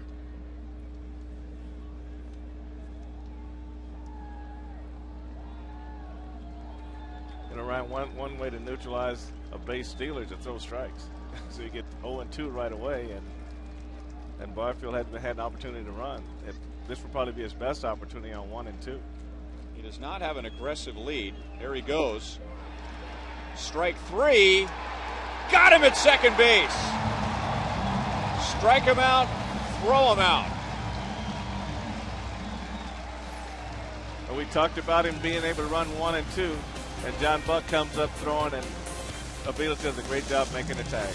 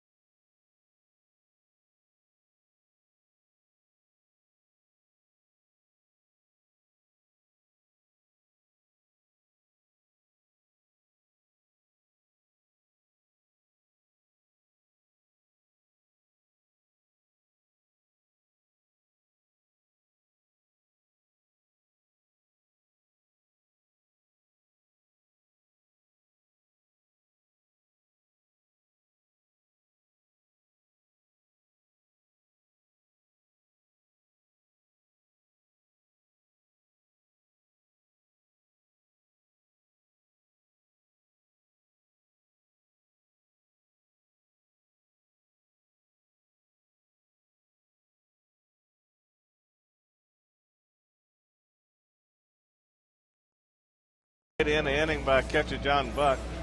He gets a tough pitch on the outside where he reaches across his body. He almost has hitter interference right there, and he comes up, and Aviles makes an outstanding pick and tag on this throw. Well, there was a little bit of contact there with his follow through. Buck's hand hit Peralta on the thigh. Nice catch. It's a good quick tag by Callaspo. Watch the end of the play, his hand. That's usually one of those plays where your hand can come across and hit the bat too, and then you got a sore wrist.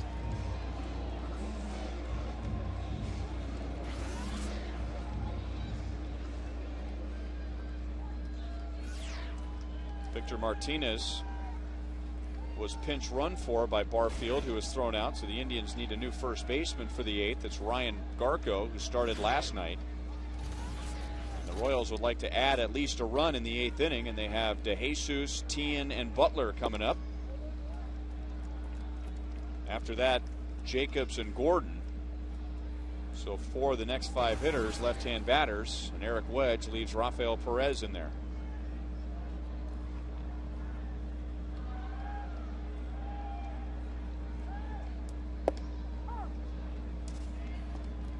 David tonight 1 for 3. Big 2-out RBI single in the 5th inning, which at the moment is the difference in the game.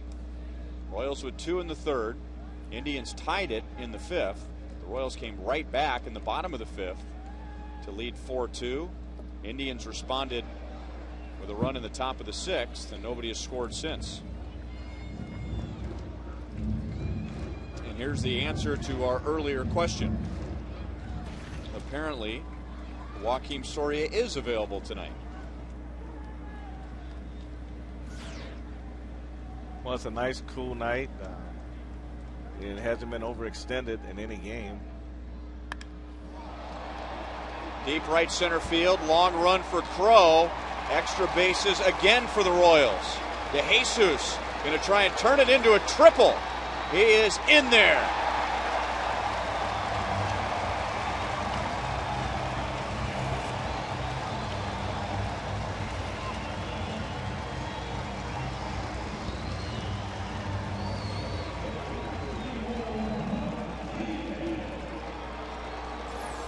We talked earlier about the spaciousness of Kauffman Stadium, and David gets a fastball and that stayed on the inner half, and he drives his ball into right center field, and once the ball splits the outfielders, it's a foot race from first base, from home plate to third base. That's 9 hits for the Royals, 6 for extra bases, and the Indians are going to bring the infield in for Mark Tien.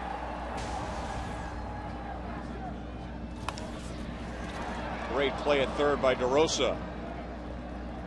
So Tien doesn't get DeJesus home. Bounce up to Billy Butler. No, that's an outstanding play by DeRosa at third base. That's not an easy play. These are situations here. We got lefty facing lefty, and you got the infield in, so you want to make Perez get a ball up that you can get out over the outfield, over the infield, and give yourself a chance for a sac fly. Billy won't get a chance. They'll set up the double play, and with Perez on the mound, go for the lefty-lefty matchup with Mike Jacobs. The Royals have tied a season high tonight with their 9 hits.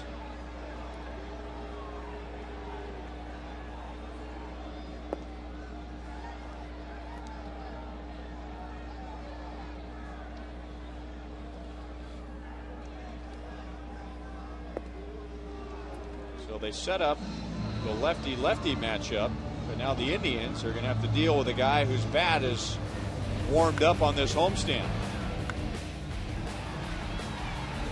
It's his first American League home run last night, and then extra bases again tonight.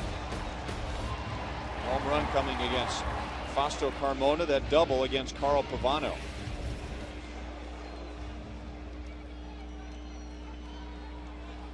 A lot of time left-handers have a hard time getting their fastball to the outside of half the plate against left-handers.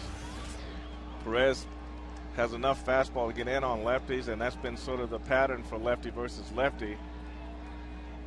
It'll be interesting to see what his first pitch is to Mike Jacobs. Perez has only pitched in the American League. Jacobs has only hit in the National League before this year, so these two have never faced one another. Normally, that means advantage pitcher. Yeah, and if he's having trouble with his slider, then I would look fastball as a hitter. 0-1.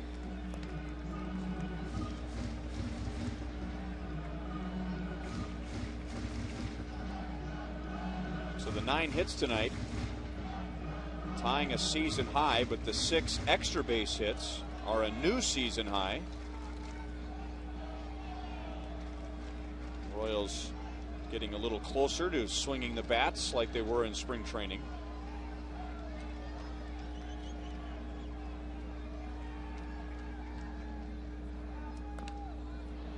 Oh, and 2.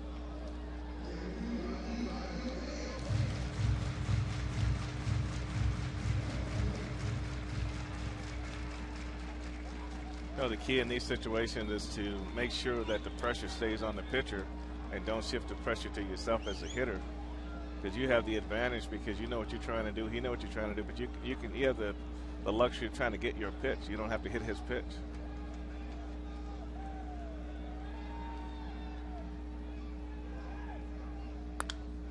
Into right field. Royals lead by 2. And I tell you what, Jacobs has had his share of strikeouts, a couple tonight, but he's also had his share of at-bats. Buying into what Kevin Seitzer tried to get the guys to do in spring training, shorten up with 2 strikes. Shorten up with 2 strikes, don't try to do too much. And we talked early in this at-bat about Perez not being able to get the ball to the outer half. He left the ball in the middle, and Jacobs did a great job.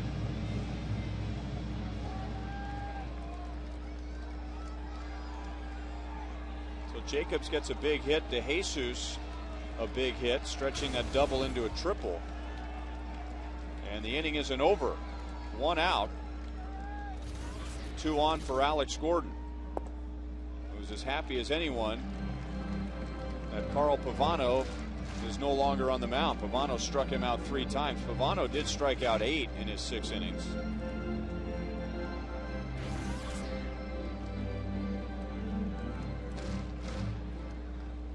Well, Alex has been a little over anxious tonight, having a couple days off, probably feeling a little too strong, maybe out of rhythm a little bit.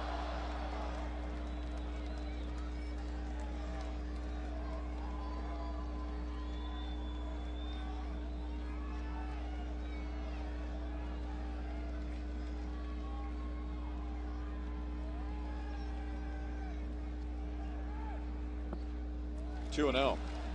And when I think of when Alex was struggling at the plate last year, I never thought overmatched. It was usually him just swinging at pitches that nobody can hit. Right, he was just chasing that bad breaking ball down and away from lefties, and Pavano took advantage of his strength by changing speeds down and away, and he went out trying to hook the ball and missed the ball. And he lays off that pitch. Give him the green light? I don't think so in this situation. You got a right-handed hitter up next. John Buck's been swinging the bat well. And the way Alex has swung tonight, I would let him take right here. What if Perez just lays one in there? I don't think he will. The Indians do have a right-hander warming in the bullpen.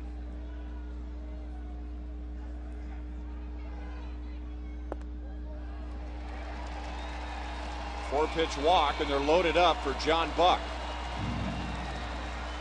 He's been driving in runs by the bunches, but Eric Wedge is not going to allow him to face Rafael Perez. So Vinny Chulk, who was warming up earlier in the game, will come on. The base is loaded, 1 out.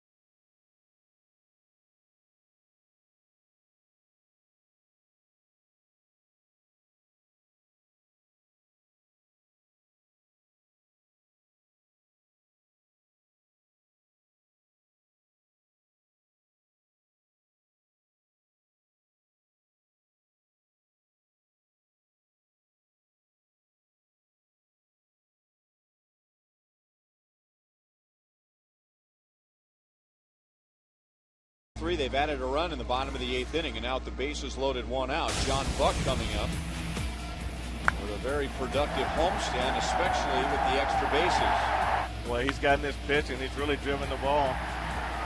Big home run early in tonight's game. Ball out over the plate. Drove it into left field. A lot of emotion. And this is home run tonight.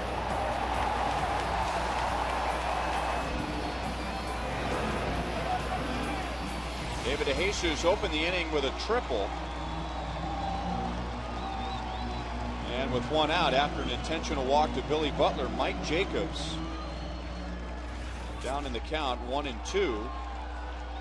Singled home David DeJesus. Alex Gordon walked on 4 pitches, and now right-hander Vinny Cholk to face John Buck. Infield in on the left side, halfway on the right side, and Buck fouls away the first pitch.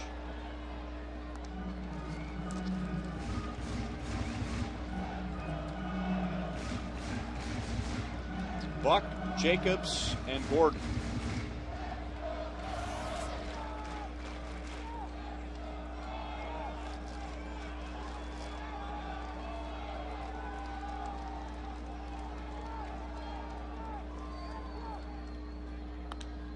Belted to deep left field, got it down around the end of the bat, but muscles it into the bullpen for a grand slam.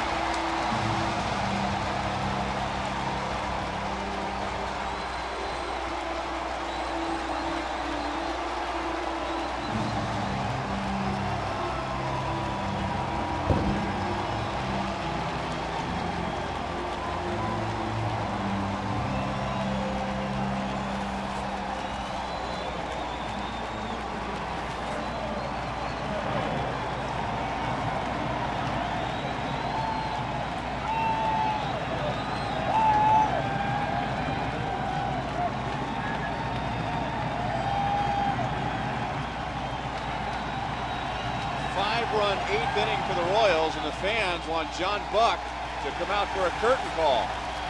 First one of the year.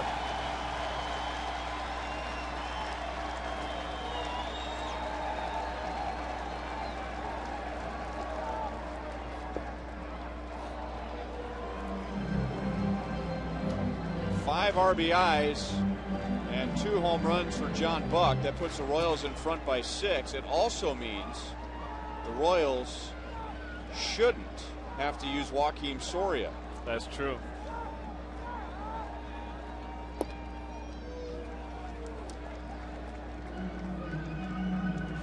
Well, he got the first one. There was no doubt about that. That one sounded like it was down around the end of the bat, but looking at Buck's reaction, he looked like he knew that ball was going to land on the other side of the fence. It's almost like a golf shot on that ball down like that. But all I know is when you're hot, and he's in a groove right now, and it's impressive to watch what he's doing right now. Second career grand slam, his first career in Oakland when he was a rookie. He and Abraham Nunez, remember that name? I remember that name. They both hit grand slams in that game at Oakland. It was the first time in Major League history that 2 rookies hit grand slams in the same game. The last time the Royals had a grand slam, it was hit by the guy that John Buck is telling all about his hit to, David DeJesus, at Bank One Ballpark last year against the Arizona Diamondbacks.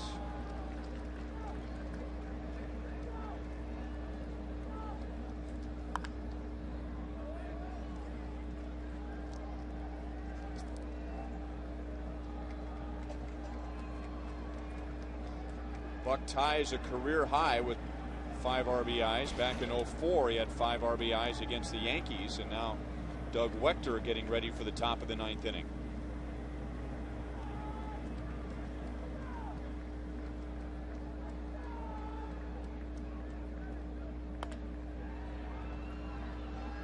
As Drupal Cabrera gets Alberto Callaspo. Callaspo is 1 for 4. Let's take another look at the slam. This is one you just want to kind of watch and just listen to the sound. He got a fastball down middle in. Good concentration, head on the ball. Good follow through. I think he knew right away he got that one.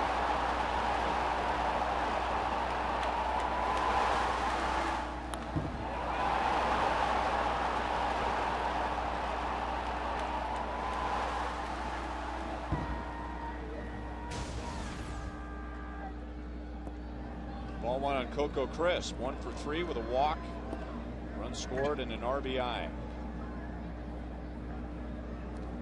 There's been a lot of talk about wind currents in the new K and whether or not the ball would travel or whether or not the new structure would knock the ball down. But it's proof. If you hit it, it will go.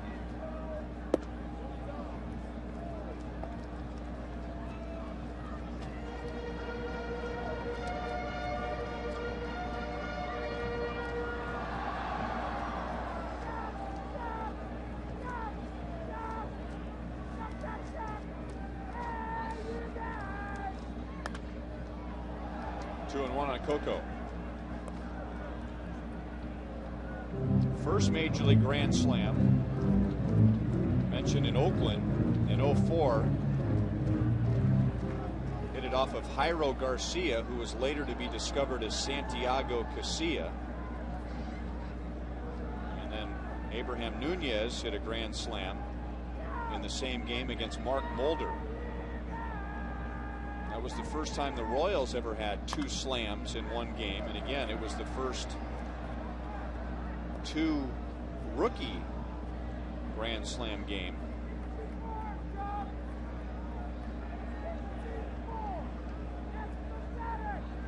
Where is Abraham Nunez these days?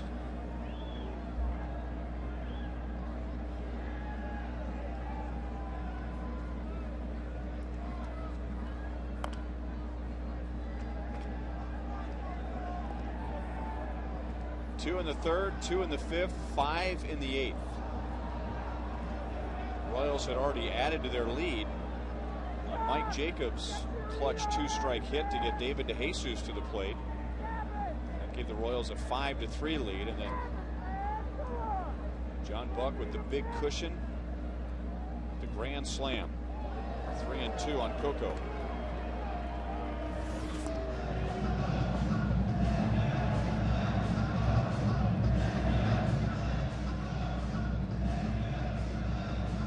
Indians have given up 9 runs already. Their ERA coming into the game tonight, this was before tonight, was 8.24. Now, that's not going to last all season, but still, you're 7 games into it, and your ERA is 8.25. That's one of those situations where you're the opposing team. You just want to take advantage of it. That is foul into the right field corner. Now, like you said, it's going to get better as the season goes, but the objective is to take advantage of it while it's not good.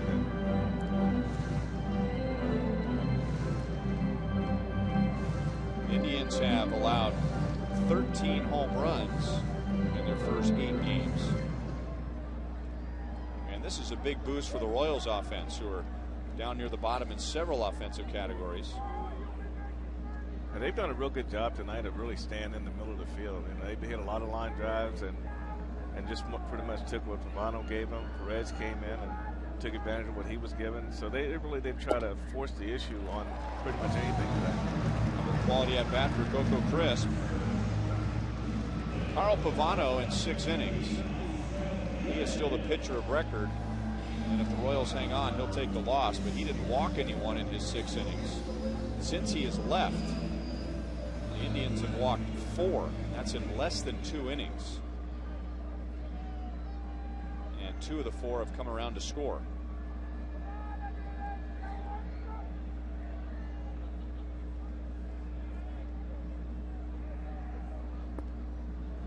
Ball 1 on Aviles. 1 out of 3, doubled in the 5th inning and scored. Also had a sac fly back in the 3rd.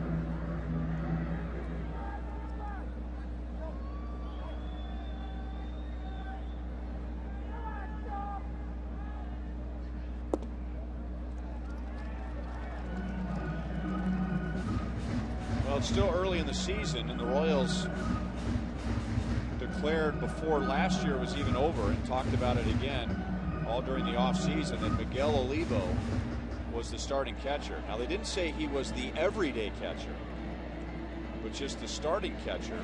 Olivo had a tough time at the plate last night, 0 for 3 with 3 strikeouts. Who do you go with tomorrow? You have an awfully hot bat in John Buck at the moment. Well, it'd be day game after night game, but I don't think that should be a big factor this time of year. But I just trying to remember what I read about that is that he was going to be the opening day catcher, but Trey at that time hadn't decided on what the splits were going to be on how many days on and how many days off.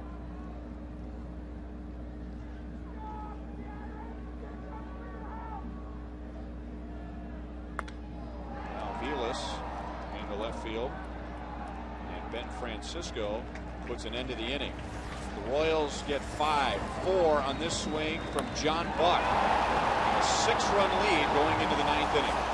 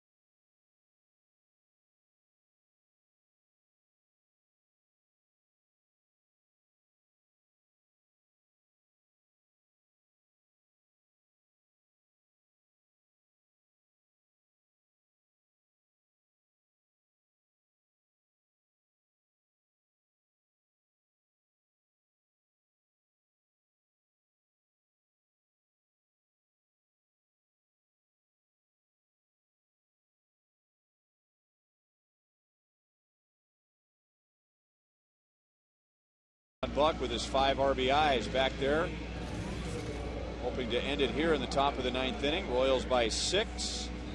And don't forget, when the game is over, Joe Goldberg and Jamie Quirk will be out at Rivals Sports Bar in right field for Boulevard Royals Live highlights and analysis. Talk about Coco Crisp and John Buck, as well as post-game interviews. And hopefully that guy will be gone.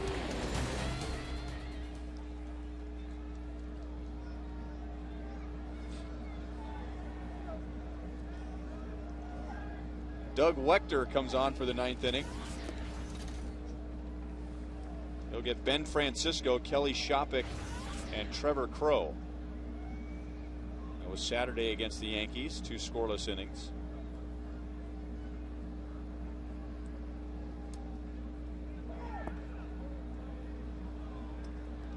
Francisco had some good swings tonight. He's doesn't have a whole lot to show for it. 1 for 3, lined out on a diving play by Alex Gordon in the 2nd inning.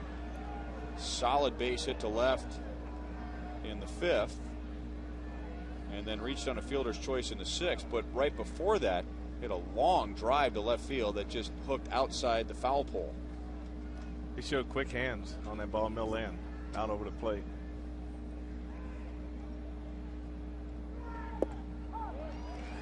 Two and one. That'll be a tough pitch for him to handle right there. And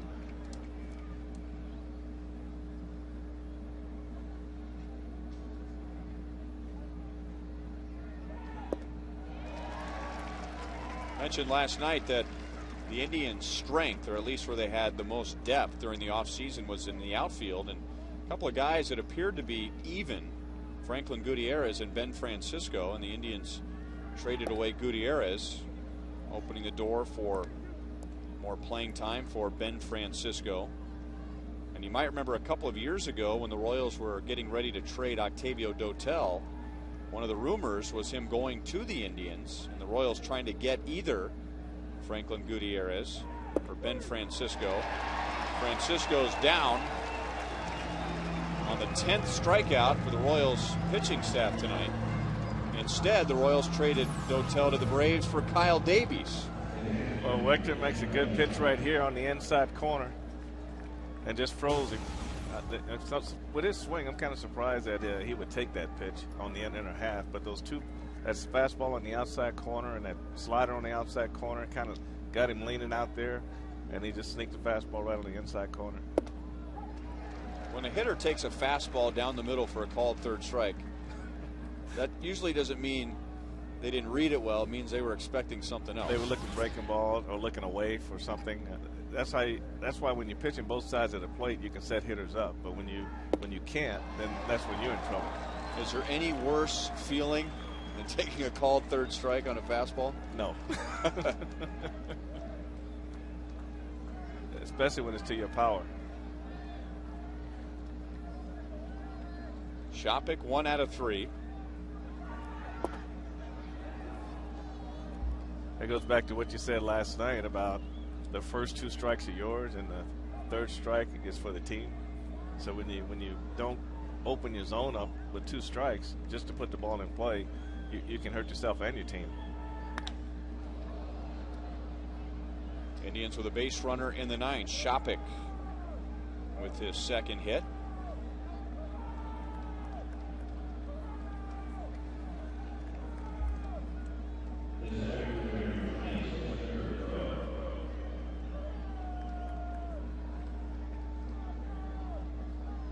And now the rookie Trevor Crowe, who's in center field tonight. Grady Sizemore is the Indians' designated hitter. Crowe is 0 for 2, hit by a pitch and scored in the 5th inning. Royals with 2 in the 3rd. Crisp and Aviles driving in runs. Indians tied it in the 5th on RBIs from Cabrera and DeRosa. And then the Royals came right back in the bottom of the 5th to regain the lead. John Buck with his first home run of the night. David DeJesus driving in a run. Cleveland with 1 in the 6th. Johnny Peralta's bloop single, making it 4-3 Royals, and then a 5-run outburst in the bottom of the 8th. Mike Jacobs scoring David DeJesus with a single, and then John Buck with his second home run. This one coming with the bases loaded. Now Buck out there to help get Wechter through the 9th inning and get the Royals back in the clubhouse and prepare for a sweep tomorrow. I think from a fan perspective, the one thing that you don't get to see a lot of, you get to see home runs, but very rarely you get to see a grand slam. And this is one grand slam they'll remember. And John Buck's one of those fan favorites. You know, he's been here for a while now.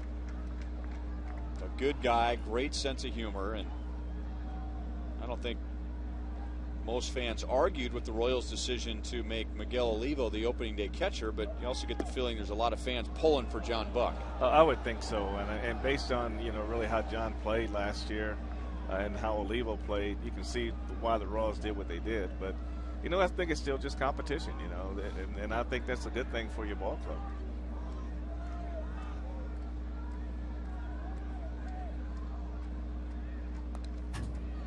And you being a former manager, I'm sure it makes your decision much easier when you're writing out a lineup every day if your ultimate goal is what's best for the team.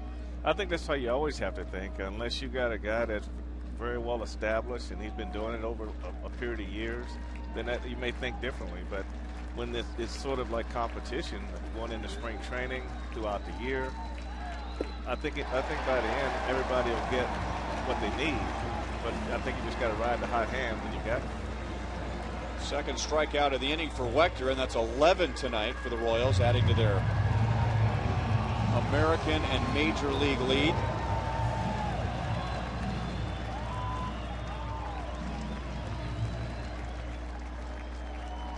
And now Asdrubal Cabrera, 1 for 3. He has struck out twice. Kyle Davies stands to win it, allowed 3 runs in 5 2/3. He struck out 5. Robinson Tejeda got the final out of the 6th with a strikeout. Juan Cruz, 2 scoreless innings, 3 strikeouts, and now Wechter has struck out 2 in the 9th. 0-2.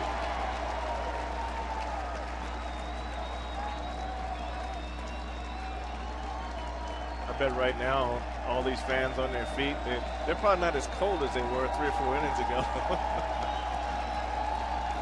The 5-run 8th helped out.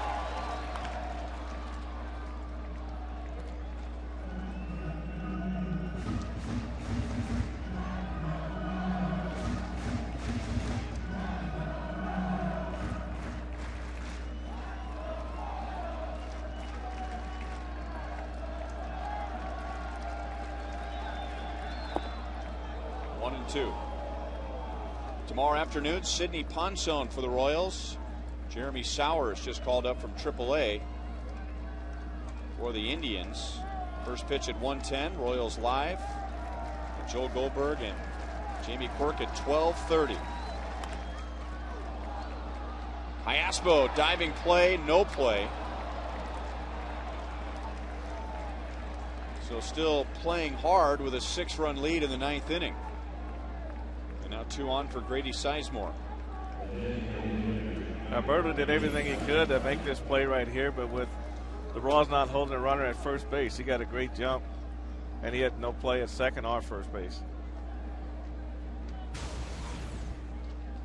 So Shopik at second, Cabrera at first, and Grady Sizemore 0 for 4.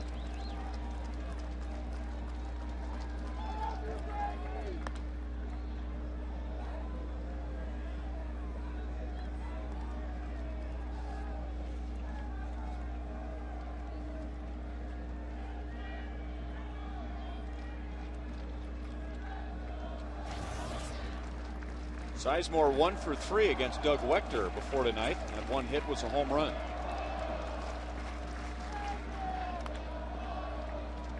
No balls, 2 strikes.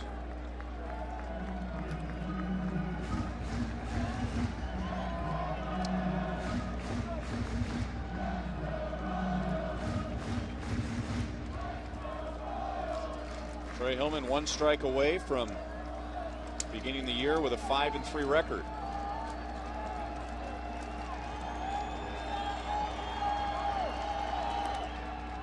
And this should do it. And DeJesus makes the catch, and for the second year in a row, Trey Hillman gets